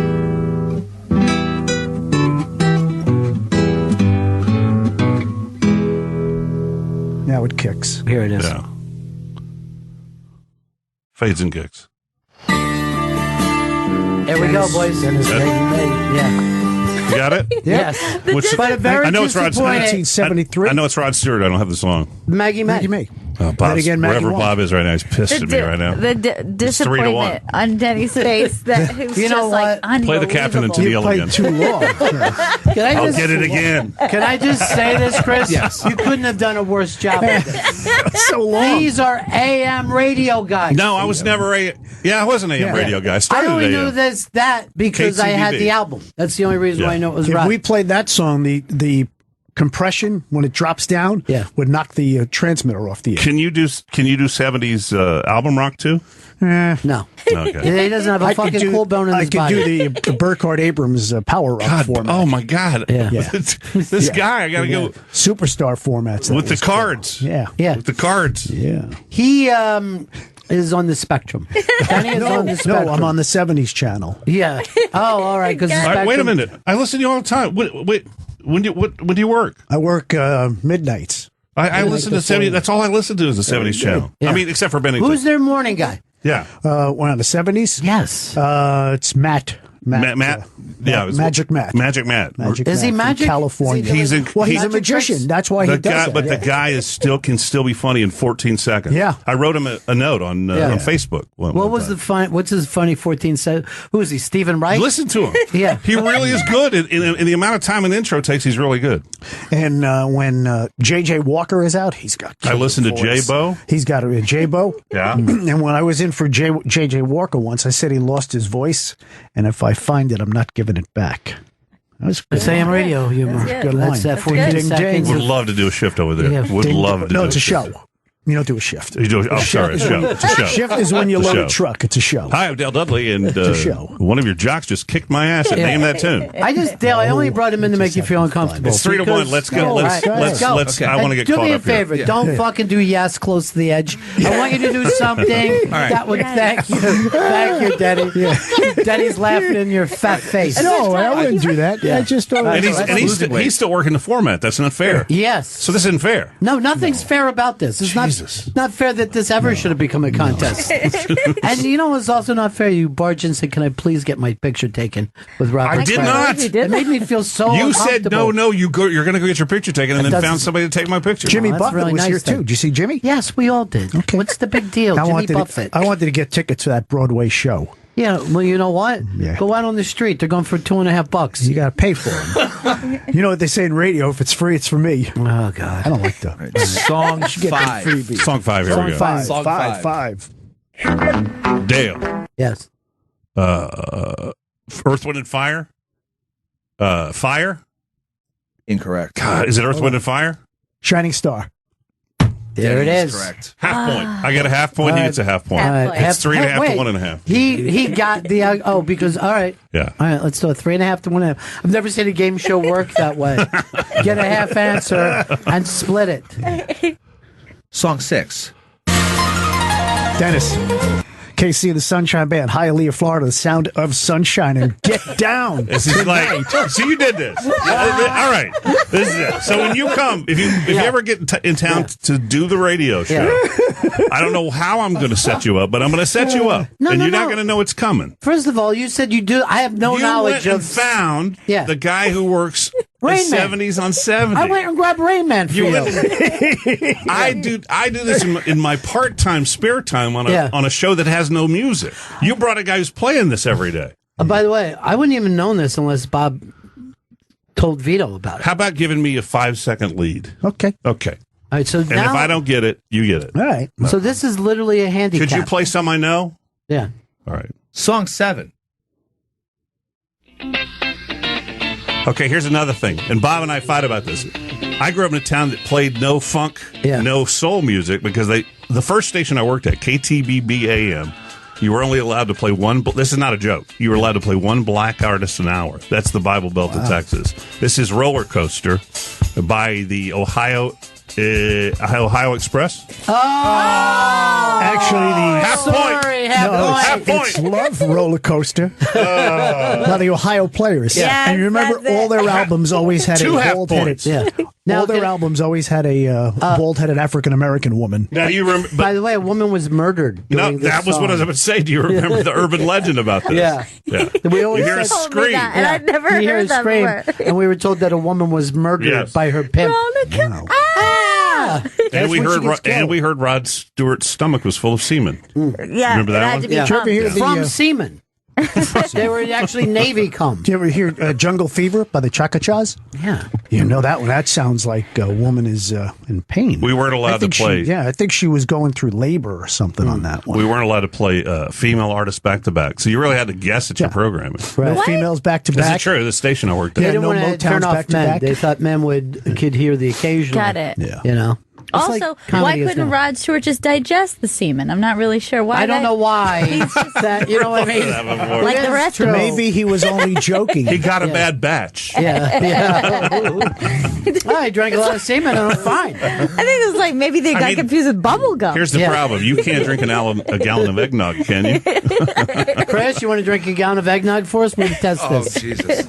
All right, song 8. Wait, well, what's the score right now, Chris? I've been killed. I have one.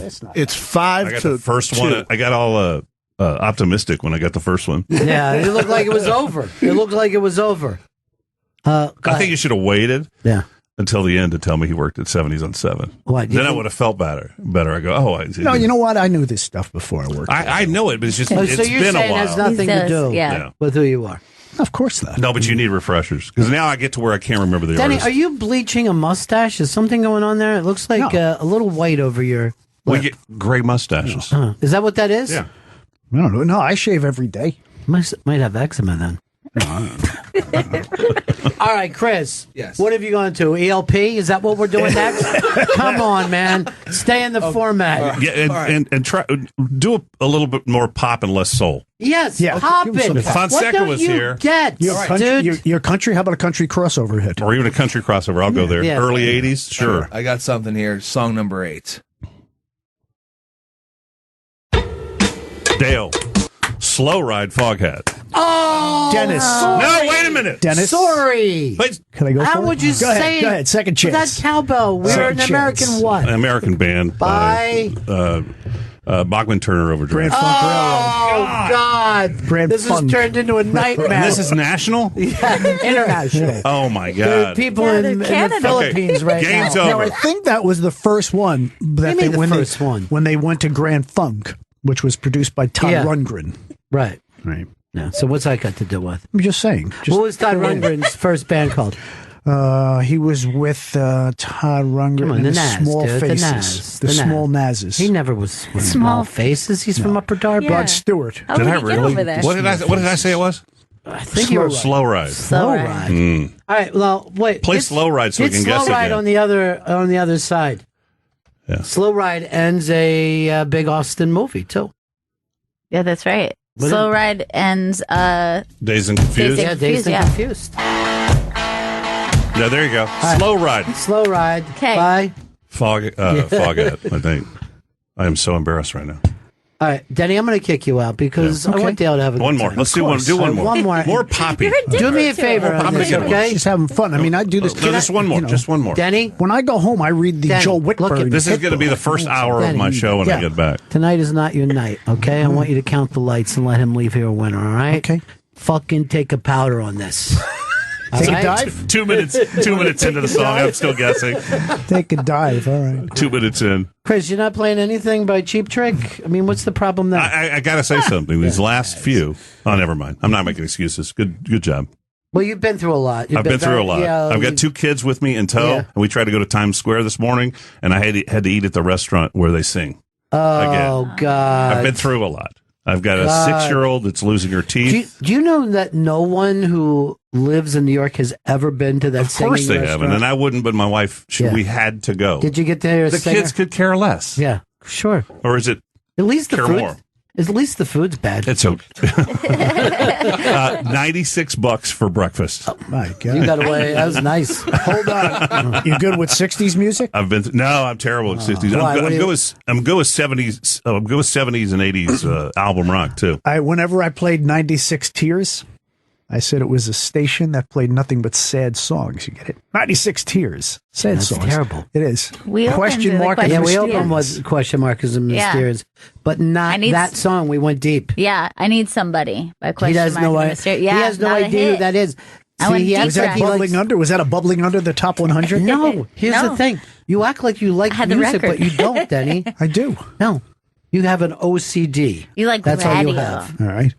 All right. You got the last one. Denny. Let's say, and I'm going to get this one right. Yeah, keep your All pie hole shut, Denny. After that, I'm going to give you what? Red licorice. This like could you go like. really bad. I like Black Licorice. Okay. Which was also a song by Grand Funk Railroad. Thank you very much. Yeah, it's terrible. Wait a minute. Did you guys used to bring him in? Yes. And OP would try to get him to say dirty things, and he wouldn't. Yes. Yeah. I'm so glad to meet you again. Because I don't work blue. It's the third time I've met you today. Thank you. It's nice being you. I remember when Denny used to come in. He drove me nuts. Yeah. Well, we all are in pain. You don't work blue at all. No. Oh my God. I'm bad. What if during I've your made show, my life on blue. if you wanted to talk about a vagina, what would you say? How would you reference it?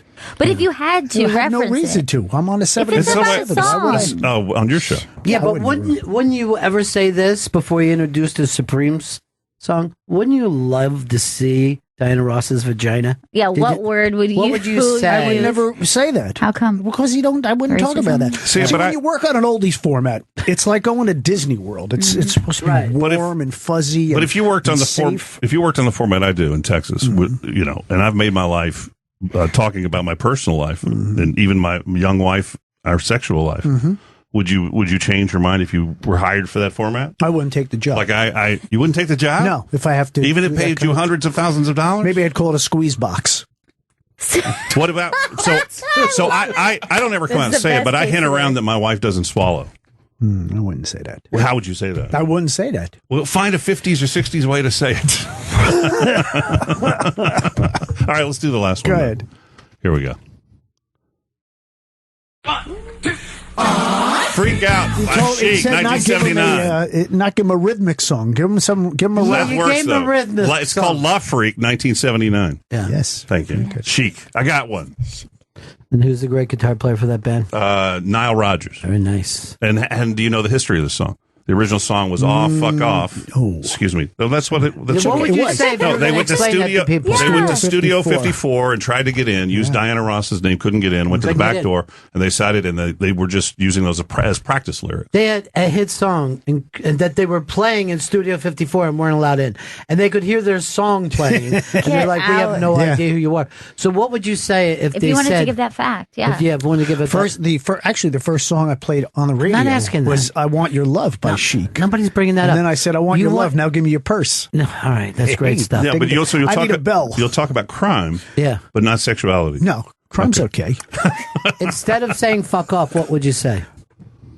Gosh darn it! What if you came back and said, and that was cunt? Would you be able to do that? Or would that be going too far? Is it because he said it twice? Is why? I would say that. Because why would you go back and play that? We went real 70s. I got it though, but I got it. Pop. I got it. Bubblegum is all you need to know. I got it though. Yeah. So you feel better now? I feel better. If you want to do one more, give one more hit before I split. Yeah. Oh, that's good, Denny. Bringing in a ringer. His eyebrows then. All right, coming. Ew. Oh. What would you say if you were coming? What would you say? Just ejaculate? He's running a loose board. He is. He's fucking terrible. He's terrible. like Rod Stewart with a bunch of sailors. Dale. Yes. Gypsies, Tramps, and Thieves share. All right. Champion. Thank you, sir. You're the champion, Dale. Thank you. You're the champion, buddy. 8 or 9 to 3. Yeah. 70s channel. Danny, get out. Thank you. Give us your sign off, though, before you leave. What would your sign off be? Next time we get together, I'll bring the coffee. No need for the sugar because dramatic pause, you're sweet enough. You always say dramatic pause? Dramatic pause. Yeah. Nice to meet you, man. Thanks. Not a joke. And when it's Friday morning, Friday afternoon, I go, hey, turn around, slap yourself on the back because you deserve it because you made it to the weekend. He likes the pause. It works really dramatic well. Pause. Yeah, it works well. Thank you, Denny. Okay, thank you for having me. I think that for us too, whenever we have an audience and with Daniel, our program director, they have to see that he's for real. Daniel, we think Daniel's on the spectrum, and he's fascinated by geography, and he's fascinated by the craziest stuff, and he'll just suddenly in the middle of the show, he'll go, "Did you know that did you know the grist mill out on Anderson Mill was originally a gunpowder factory?" Just out of nowhere in the middle of the show. So going back to O&A, to hear people that I've been fan of or listening, and hit me halfway through that. That's the guy. They couldn't get to do anything dirty or say anything dirty. That's the guy. They tortured him every day. I forgive you for bringing in the ringer. Yeah.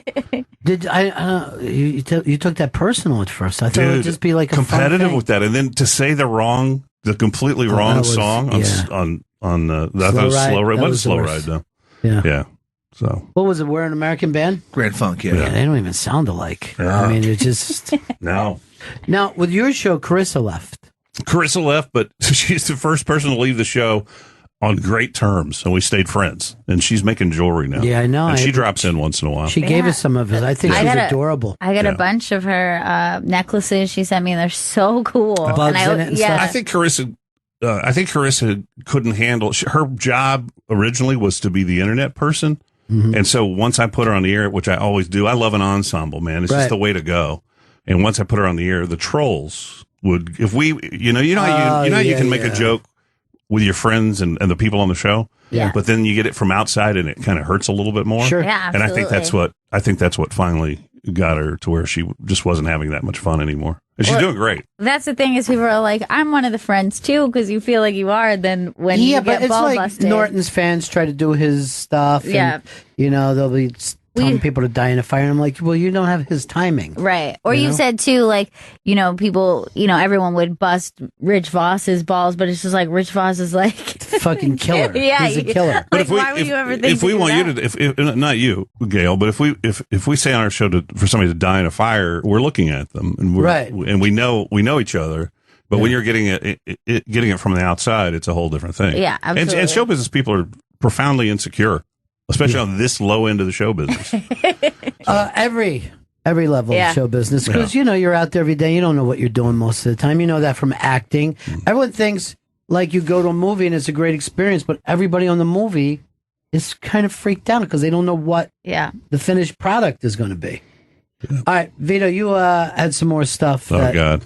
Bob sent us, right? Yeah, I mean, I know that you once thought your daughter was kidnapped for an afternoon. You haven't brought up a pleasant thing yet. These are all that is funny though. And I caught, and you talk about social media. I caught holy hell. So my daughter, I just moved into a brand new house. My daughter was 2.5, I think 3 years old, and she was that age where they won't answer you when you call them. Yeah, they don't respond when you're screaming their name, and there are boxes and stuff everywhere. I literally could not find her in Texas. When you move further out from the city, you can get a bigger house, right? So it's a much bigger house. We live out in a little town called I've forgotten where I live now because I'm so embarrassed about the 70s thing. I live in a little town called Leander, and you have a giant mansion. It's not a giant mansion, but it's a big house. It's a big house with a few more rooms. I could not find her, and the panic just started to. You have a daughter; she's right here. Can I tell you something? It increases tenfold. Yeah, I don't know because you were little with Miles. Oh, I remember. Yeah. All right, so very, very much so. She, I did a morning show, so I'm taking a nap, and her aunt, was it Cindy that came in? Maybe it's possible. So they come in and they go, "Is Miles here?" And he was like 1 or 2. Yeah, he was very and little. They were going, "We can't find him. We can't find him." So I go down and we're yelling his name, and I'm coming out of a nap and we're just yelling and he's not there. We'd see if he went outside. I'd throw the goddamn top off the hot tub. We're yelling. Then my neighbors here, right? They start yelling. Yeah. Within seconds. Every minute that passes, your anxiety increases about tenfold, and you get more and more just destroyed by the whole thing. It was scary as a kid too, because you're watching your parents in true fear, like the people who tell you everything's okay. And I remember looking at you and my mom and being like, nothing is okay. And then it was so scary. We just hear this like, "Ma," just a little thing. We're like, "Where is he? Is he in a well? Has he fallen in a well?" And here's what happened, and I didn't know it. Before she came and woke me up, he had stabbed her with a fork. Yeah. So he was hiding. Then he heard us yelling, and he thought we were there to, get him in trouble. Yeah. That night, it's still like, okay, we have him, but I still have the anxiety of like, this could happen at any time. Right. So with me, so Ellison, we call her Ellie. I was putting a toilet handle in, a new toilet handle, a better one than the plastic ones that come.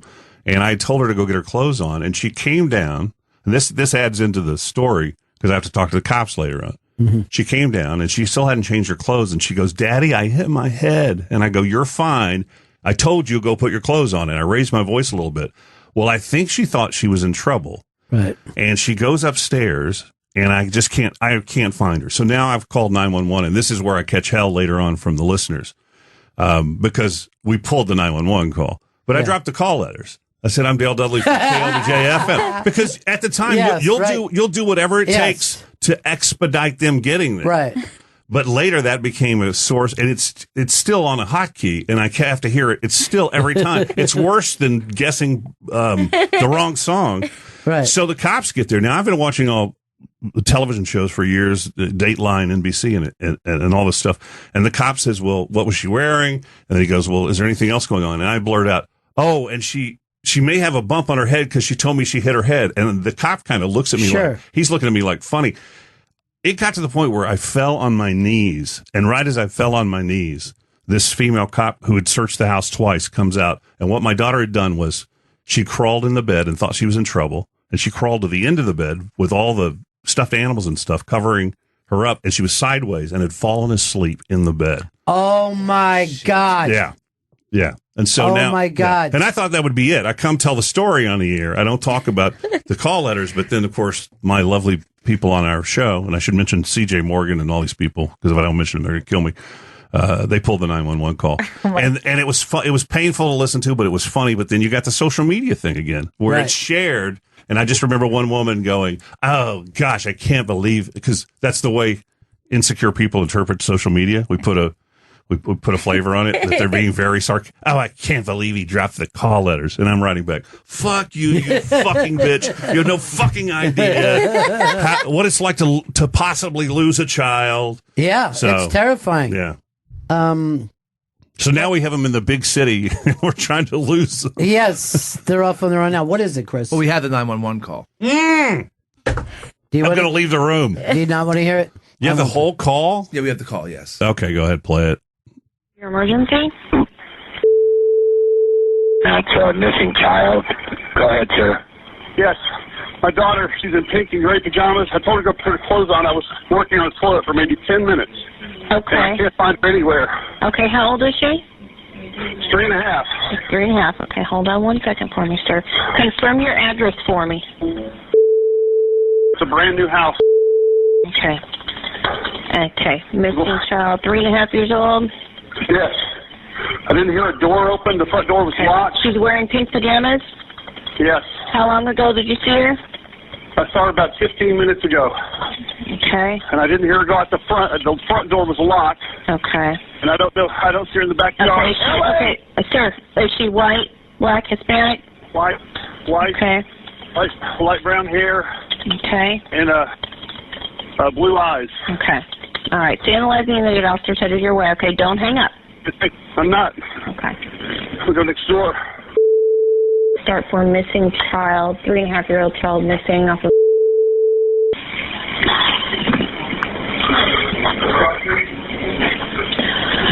The child's going to be off of.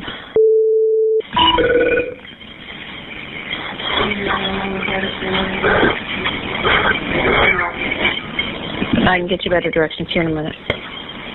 Okay, sir. I have an officer out. Okay, so we're going to get them headed your way. Just. All right. Hold on. Don't hang up. Yeah, I'm going to get some more information from you. I don't know what could happen. But she's hiding in the house, but I don't know where. Okay. What's your last name, sir? Dudley. It's Dale Dudley. I do the morning show at KLBJ-FM. Okay. Yeah. Hey. That's painful, man. Oh, you know what? I'm going to cut myself a break here for the people. But I waited until the very end. Yes. Yeah, it's not like you opened with it. I didn't open with my daughter missing, going, "Good morning, everyone." How long before it's hard you to listen found to. her? Before how long? I think it was almost 35 or 40 minutes. Oh my God! Yeah. It's so. But when it's a nightmare. Gail, the mics weren't hot, but you reacted when you heard me screaming for her name. Yeah. Oh my God! And it's hard to listen to. Still. It is. It's hard to so listen to. I painful can't for imagine me. what people go through with that whole thing. Yeah. I don't. Yeah. I don't think that there's a more terrifying thought. You know what I mean? And then that's when it stays in you for the rest of your life. Like now that you've had that feeling, you know what just because it ended well doesn't mean that thing isn't still out there. Oh, yeah. You know? That is true. Like, even if you have a near miss of something, you never get to go on and just be like, well, life is okay. You're just like, so anything can happen at any time. Every time my wife and kids go out, I'm worried about something going on. Because I think we have so much news now. We get so much information. That's where it started. Pushed at us. You know, people weren't worried about kids playing outside. No, we were out all day. All day. Cable news changed it. CNN in the early days is the first one. You'd get out on your bike in the morning and you'd hear your mother screaming for you in the small towns. You'd hear your mother screaming for you at the end of the day or your neighborhood, and nobody worried about it. But even where you live now, kids don't play outside during the daytime. People worry about them. They play. We pretty much are friends with the next door neighbors, and they'll play Central. But you always say this. She'll say, "Daddy, I'm going next door," and I'll go, "Okay, don't go anywhere else. Don't talk to anyone. Don't get in a car. And if you do, fight like a motherfucker." Yeah. I don't say motherfucker to my kids, but you should. Sorry, you should let I'm doing that thing. Our first podcast, which by the way, our podcast was originally named Taint and Teabag, and Bobcat Goldthwait gave us that name. Yeah. And I just remember the first podcast where we can curse, and it was just nothing but cursing. That's why we got to get Denny a podcast. So I know. Let him live. Let him get out there, live a little. But see, that's that AM DJ. He doesn't like music. He likes being on the radio, and these are the tools. Right. But it's never occurred to him to go, oh, what else did Bo Donaldson and the Haywards have? Is there other music that they've done? No. Vito, give us some more. Oh, don't. You were the head magnet man in Spy Kids 2. I was the head magnet man in Spy Kids 2. Robert Rodriguez thought he owed me a favor, so he threw me into a movie, and I made a lot of money for 4 lines of a movie. But then I had a great part in Bernie with love that movie. Yeah, I'm a disc jockey from East Texas. It's a stretch. It was a long stretch for me. Yeah. But I had 2 scenes with Jack Black, and it was one of those days where you go, well, so was Spy Kids 2, because my scene was with Buscemi and what's his name, Mike Judge, and those are the days where you go, okay, you're super tired, but look around, close your eyes, look around you, and if you're still in the same room with Jack Black, you're not that tired anymore. Right. One of the scenes got cut, but that was a lot of fun. But that's good people in Austin, though. That's people who think they owe you a favor. Rick Linkletter called me up, and he said, you grew up in Tyler, right? And I said, yeah. He said, I got this part you might be good for. It's a disc jockey in East Texas. And I said, okay, I think that'll work out. Yeah. But you hadn't met him before, or you had? No, and so we were doing shock jock stuff. We were the anti, and it still kind of hangs over our heads a little bit. We were the anti whatever was cool. Austin Chronicle. We were, back in the day, we were trying to we really literally were. We were scared to death of Stern coming along. Yeah. And so we were trying to outshock everybody. So we had made a lot of enemies. But Rodriguez, I'd had a cable television show, and he thought I owed him a favor, so he threw me into that movie. And then Linkletter knew people I knew and just called me up and to do that. He's seriously one of my favorite filmmakers ever. Just a interesting dude, man, and just a nice dude, too. Both of them are, Rodriguez and Linkletter. They've made a little cottage industry there in Austin. Texas keeps trying to kill the film industry because Rick Perry got made of in one movie, and they took away all the incentives. So for struggling actors and the crew people there, it's hard to make a living. They've all gone to New Orleans, but they built a studio right there at the old airport, and they have some studios, Troublemaker Studios, which is Robert Rodriguez, and they try to shoot stuff at home-based stuff when they can, and they hire a lot of people. Pretty cool guys. Yeah, and there's a history of those guys just doing amazing work. I don't know if anybody's better than Richard Linklater right now. I know. He's very, and so varied, too. Like, he's just done some really unique stuff. Sean Young moved to Austin. Is that right? Yeah, she came on our show and said that Warren Beatty had Me Too'd her. Can you say that as a verb? Can you say Me Too'd her? Somebody Me Too'd you? Yeah, we didn't Me Too her, attempted to Me Too her and didn't put her in a movie because she didn't put out or something like that. Wow. That was last year. She's a nice person. She's a nice person, but she had a pretty reckless, like all of us. But you know what? She owns it. Yeah. She completely owns it. She knows it. She said, I know exactly what my behavior was. And some of it was that she wouldn't do what some men wanted to do. And she was fighting back in the early days in the 80s. She said some of it, yes, became reckless. But she said a lot of it was she got blacklisted because of the things that she wouldn't do when she was young. So here's John in Texas wants to talk about losing his kid. Go ahead, John. Yeah, so I was in the Army station in South Korea. We were walking around in a shopping center, and of course, you'll let your kids wander off. He was about 5. Not in South Korea, I would. I'm going to be totally honest. How old was your kid?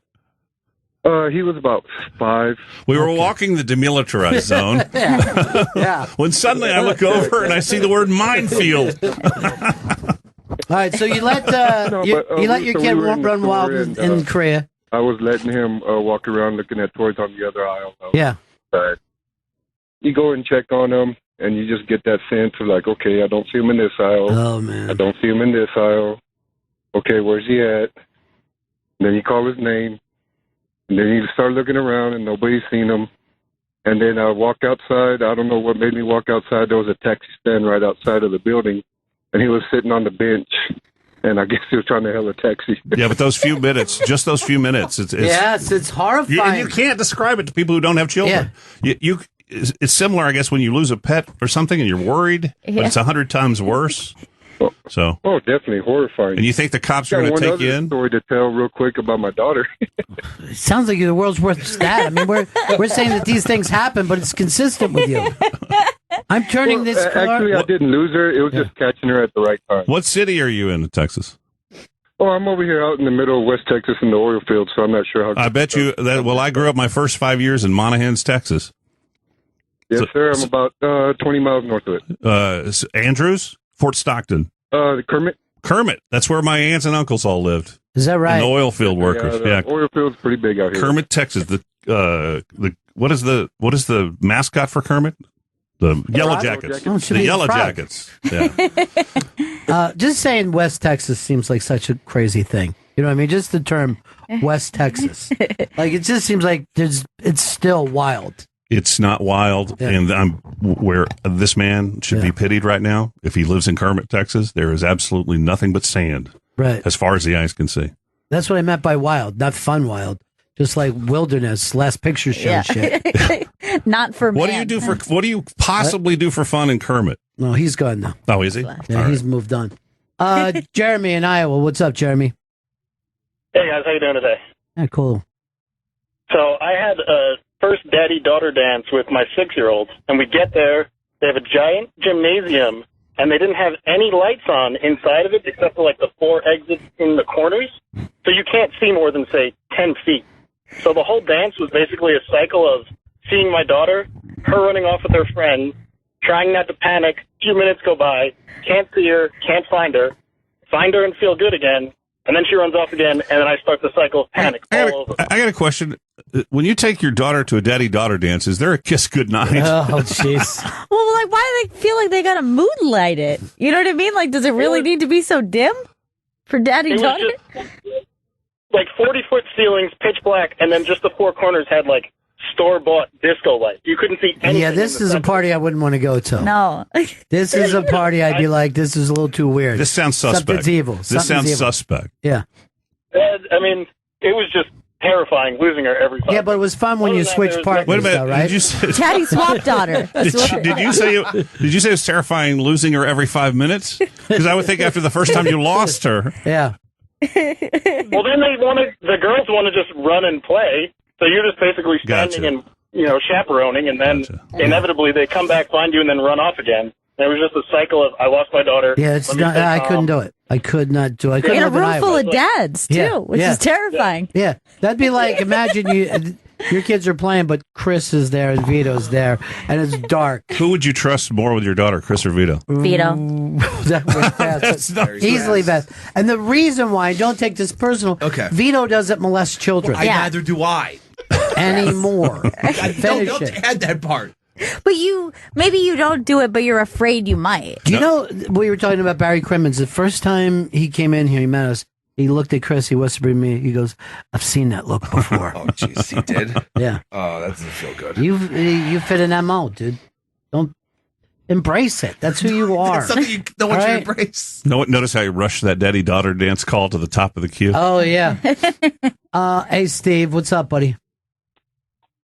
Hey, when I was like 5, I was at the beach with my parents, my grandmother, aunt, and uncle, cousins, and stuff. It was like July 4th week. It was just slam beach. And my mom looked up. I don't remember, but my mom looked up and didn't see me. And, like, they started running through, you know, and then the focus went on. They're screaming my name, so then all the people are screaming my name. And then they start focusing on the water. So that, you know, people with, like, scuba masks are, like, diving down and shit and, like, going out into the water. Oh, my God. So they're dredging for a dead baby now. That's what you did to your parents. Yeah. And, losing your kid on the beach sounds like Dude, I used to do it all the time to my And now are you scared to go back because they're looking for you? No. You should come out of the beach now and just be waving to everybody. I did it. I had tagged along with my uncle to go get ice cream. And he didn't say anything to anybody. I just, like, you know, walked up to the boardwalk or some shit. And I just came. Everybody's in a frenzy yelling, and I just come walking up with ice cream. And then I tagged along with my uncle, but we didn't get ice cream. Oh, I just made it sad. You just made it sad, yeah. That's what I like to do. Yeah. You were still licking, but it wasn't ice cream. That's the bad part. Now, what side of the family? What side of the family was the uncle? The mother's side. Yeah. Yeah. That's the worst. I also may be using the word uncle as a pseudonym. Friend of the family? Yeah. Yeah, I don't believe in that. Yeah. I don't believe in friends of the family. No, I don't. We never had male babysitters for my children, ever. Why would you? Till tonight. A nice guy in New York. This gentleman here. Yeah, Chris, it's coming. Chris, would you go over and... Well, this is why I tease him about that. He's one of these guys that... This is the second guy I know in my life. He's afraid to be left alone with a child in case he's accused. I don't blame him. He feels like he I can't... don't blame you, dude. He couldn't get out of it. No, because look, it's a little kid. Babies don't make stuff up, Chris. Yeah, that's the thing that's so strange is, like, I was a kid who would never... I feel like I was clever enough. That's not true. I never would have The come whole up with it. satanic thing of the 80s was people talking to kids and kids making stuff up. Remember the whole satanic scare of the 80s? So we don't believe kids, in your opinion? No, not necessarily. We don't believe kids that have been Well, I don't know. Who knows? I don't believe my kids. And I've got another 3 days in New York with them. You got big plans for the kids? Yeah, they're listening right now, so don't say what we said tonight, but we got big plans tonight, and then going to kind of wing it by ear, hoping the weather gets better. Well, today should be the only ugly day, right? Yeah, it's over today. What's over? The city? The bad weather. Okay. The world. Yeah, you never know when there's going to be an attack here, so be careful. Of course, you live in a place with a mad bomber. So. Yeah, we got a bomber now. Yeah. So I hope that gets resolved very soon. I can't wait to see. It's like the last town you would ever expect it from. I know. Yeah. I mean, Austin's a place that's really accepting of everybody. It's the county surrounding, which I learned by doing political radio. It's the county surrounding, or it's Trumpville, but Austin's, is a very liberal. Isn't that weird, though? Socially liberal place. Yeah. It's very funny, is like when the people who don't live with minorities are more afraid of them. You know what I mean? Like, it's weird that people who live in the cities aren't like, you know who I hate? Blacks. There was an article. There's an article this morning, because I'm constantly reading for these shows, but there's an article this morning. They were interviewing a guy who's just done a book, and he just spent 8 years in the rural communities to find out what it is, their belief system, and they're all afraid, xenophobia and everything else, that there's no substantial reason for it, except for right-wing media.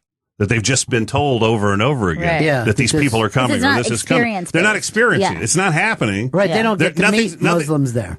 Nothing's being taken away from them, but they have a perception that something is being taken away from them because of the consumption of media. Yeah. And then, I remember, during the Trump campaign, it was like everything, they were like, and Mexicans are running over the border and they're raping everyone. And I was like, hey, is this a thing? Because I don't, I know a lot of people who are Mexican. I've worked with a lot of, so I'm just curious, like, where did this stereotype? I used to get emails from a friend of mine's dad. I finally had to tell him to stop, and it was always about illegal immigration. And finally I wrote him and said, Fred, no one's coming to get your job of mowing your lawn as a retiree. What are you worried about? Yes. I mean, but he was. It was like... freaking out. You're 70 years old. The weird thing is, the thing to concern yourself in the city is white kids are flooding here. White kids are flooding into the city where Harlem is like 25, 30% white. We have a ton of gentrification. Yeah. There used to be a time where the East Side was considered where you had a lot of poverty and there was a lot of ethnicity over there. And if you were frightened of that sort of thing, you had a xenophobia. That was where the areas you avoided, supposedly. Now it's condos, and there's a big, a lot of protests going on about what's going up. which is hard because me as a, off the air, I dabble in real estate. It's hard as a business person to necessarily see that side. Right. Because you're like, hey, these corporate people want to come in and pay a lot of money for this building. Yeah. This is great. Yeah. All right, Vito, give us another one. Samuel L. Jackson yelled at you once. Samuel L. Jackson did. Sam Jackson did yell at me once. I had met him at a golf tournament, and then coincidentally, this is going to take you back a bit. Right? Coincidentally, my friend Craig Shoemaker was the sidekick on the Magic Hour. Do you remember the Magic Hour? I know. And like today, he said, "Come out and see the show." And I come out, and he said, "Listen, the ratings are horrible. They're taking me off the couch." He used to sit on the couch like Ed McMahon for Magic. And he does a impersonation of Magic. And it was a very short show. Very short. Yeah. Oh, Craig, you so crazy. That's the impersonation. That's Craig Shoemaker's impersonation of Magic Johnson. So he said, "I'm going to surprise Magic tonight with Samuel L. Jackson. Can you wait with him in the green room?" And I said, "Yeah, man, I just met the guy. I can't wait. It's Samuel L. Jackson from Pulp Fiction." And I couldn't think of anything to say. And I get real flabbergasted with people that I respect, celebrities. I don't want to take pictures with them. I don't want to go in and meet Robert Craig. Anyway, I couldn't think of anything to say, so I thought, well, we were at that golf tournament together, and I looked at him and said, "Hey," my voice goes up. Remember that golf tournament in Texas? I was there with you. What'd you shoot?" And he goes, "I don't know what I shot, motherfucker." Seriously, and this is a year after Pulp Fiction, so it just shot you. It was the worst. It was a kick in the balls. But that is better. That's like having Rickles make fun of you, right? That's the experience you want. That's not the way I felt. Yeah. It didn't feel. I would not want to say I met Sam Jackson. You know what? He's a sweetheart. So He's friendly. a kitten. I would want him to be acting like Sam Jackson. I'm amazed that you're bringing up everything Bob put on that letter, and I don't want any more to come out. You don't want any of it to happen. No, there's one on there I don't want to talk about because it's too hard to explain. All right, let's see if you can find it. Either that or we could bring Denny back in and go through the 80s. Would that be Bush City Limits? No, that's a long story. Fun, that's come on, Vito. That's my mom. That's a story I tell about my mom when she was at her drunkest, and she would. She couldn't get to the liquor, so she would crawl to the liquor. Mm-hmm. And one night, she crawled in front of me in a very sheer nightgown, and you can imagine it was the 70s. It was the disco era. It was the disco era, and I saw something I shouldn't say. Yeah. So. Watergate had just happened, Vito. You're not even familiar with this. All right, there was an oil shortage. Okay. Look at him; he has no idea how to roll with a bit. Well, Joe Walsh threatened to sue you. Joe Walsh threatened to sue me. And I have that on tape, and we're about to have the author on who just wrote a book about her 4 or 5 year relationship with Joe Walsh, and she's the one who caused it all to happen. But we have a tape of Joe Walsh. You have that one? You didn't send you that one? No, what was he yelling at you about? Well, we were hanging out. He was doing that thing where he used to go to radio stations, and you paid him, and he would be a disc jockey in the afternoon. That's right. And he had to have somebody find weed and whatever else he was looking for. And so, man, I just tell stories and tell the truth, and talked about it. We hung out at the strip clubs. And this is back when you could, I'm 20-something, and you get up at 5 o'clock in the morning, but you could stay out till 3 a.m. and come in and lay down between records. You could put Inagata DeVita on or whatever and lay down between records. So it was harmless. It was innocuous. But I had bought that album when I was 14. But seriously, folks, the one where he's floating in the pool. Yeah. And I remember begging my mother. So I'm this huge Joe Walsh fan and huge Eagles fan. So when you get a phone call, it goes, "Hey, buddy, I hear you stabbing me in the back saying I'm hanging out with strippers or something like that. Well, I want you to know he's drunk. I'm in touch with the FCC. They're going to find you, and I'm going to own the radio station, buddy. Yeah. I hope you get a good lawyer." Yeah. When that happens, I don't know who your heroes are, but when your hero calls you up and yells at you, it's just scary as hell. And so years later, he's coming to town on a solo thing, and they said, "Will you promote Joe Walsh?" And I said, "Nah, probably not. I mean, why would we? It's, and I got a call from him. Very nice, cordial call. It basically said, "Hey, man, I don't remember anything from the 80s. Right. I mean, he did have to get sober. Yeah, and he was super nice about it, and we promoted the show. So. I heard him do a thing when he was hosting like the morning show, and I forget what they paid him. They paid him decent money, but not what you expect Joe Walsh to fly and do something for. But he loved radio. Yeah. Yeah. And then his bit was, "I'm thinking of a number between 1 and 1,000. And like people would call in and go, 33. no. And he would go to the next one. And like you would think, okay, this is the worst radio ever. I couldn't get out of the fucking car. I was like, how long will this go on? And I believe it was he was entire, great on the air. Yeah, he was entire great on show. the air. But he partied. I'm amazed he's still alive. Yeah. The last time I saw him, we went to a Howie Mandel show, and Howie's mic had a problem. His early wireless mic in the early 90s or whenever it was, and you just hear it from the audience. I'll fix it, Howie. And Howie doesn't know it's Joe Walsh, so he thinks he's being some drunk guy's rushing the stage, and everybody's having to go, Joe Walsh, Joe Walsh. And we hung out that night, and Joe was falling out of his chair, and yeah, I mean, meeting your heroes sometimes is pretty eye opening. That's fantastic, though. But Joe's a great guy now, from what I understand. So, well, he's an analog man. That was his last big album. I'm an analog, and these guys got obsessed with it, and they're like, "This is the silliest song ever." I'm like, dude, I can't tell you how great Joe Walsh is. You know what I mean? Like, he's unbelievable. And it is not even that stuff in the '90s, The Confessor. Yeah, it's good stuff. Yeah, I'm saying to them, because they're just saying him as an older guy. I go, this isn't me saying this. I'm going to say how great he is because I forgot this is nationwide, and I don't want him calling me again. Yeah. I love Joe Walsh's music. That was fun. I'm glad he threatened to sue me. He never sued me, and he never owned the radio station. That was owned by Lady Bird Johnson back then. And you used to know Lady Bird, right? We used to have Secret Service in the building. That's insane to me, right? Yeah, that's really crazy. Yeah, we had Secret Service guys. Whenever she would come in, she's one of the kindest human beings on earth. When they sold the stations, they gave huge bonuses to everybody who'd been there a long time. And we used to bust the Secret Service. Imagine that, an album rock station. This is we're all long haired guys, and everybody smelled of pot. Yeah. And we would bust the Secret Service guys' balls. Like, what did you have to do to get the first lady 4 times removed? And they loved that. They loved working for her. Sure. It's a great lady. And also an easy gig to have. I hope you had some fun stopping by. I had a blast, today. and I really do mean this with all my heart. I just thought we'd do a thing called the Audience of One, and I watched those people come in, and they have a big smile on their face, and they're meeting their heroes, and that's what I thought this was going to be. I can't thank you enough, and I hope I mentioned everybody associated with my show. If I didn't, Bob Fonseca, Matt Beard, of course, and C.J. Morgan, Daniel Gallo. We can't wait to see you. Dude, you guys are all so funny, and that's such a great gig. Yeah. And having Ron White, it's really and try really to get in sometime where you can do the morning show with us. That would be fun, man. Would love to do that. It'd be fun to put the shoe on the other foot and quiz you on something that you said you're good at. Literally, I'm not good at anything. So whatever you want to do. And I want next year. Next year, let's think about it and have Gail on the panel. Yeah, of course. that sounds great. Yeah. All right, Chris, plug away. Dale Dudley's been in studio. The Dudley and Bob with Matt show airs weekdays at 6 a.m. Central on KLBJ FM in Austin, Texas. Also, go to klbjfm.com to stream it. And the Dudley and Bob with Matt Sideshow podcast, that's available on iTunes, on Twitter at Dudley and Bob, and on Facebook at Dale Dudley. All right, and thank Robert Cray and that whole thing. Robert Cray, go to robertcray.com for all of his dates. And Robert Cray and High Rhythm, that album is available online, in stores, and in all digital outlets. Inline. All right, that's it for us. See you again in 1974. Ladies and gentlemen, the evening is over.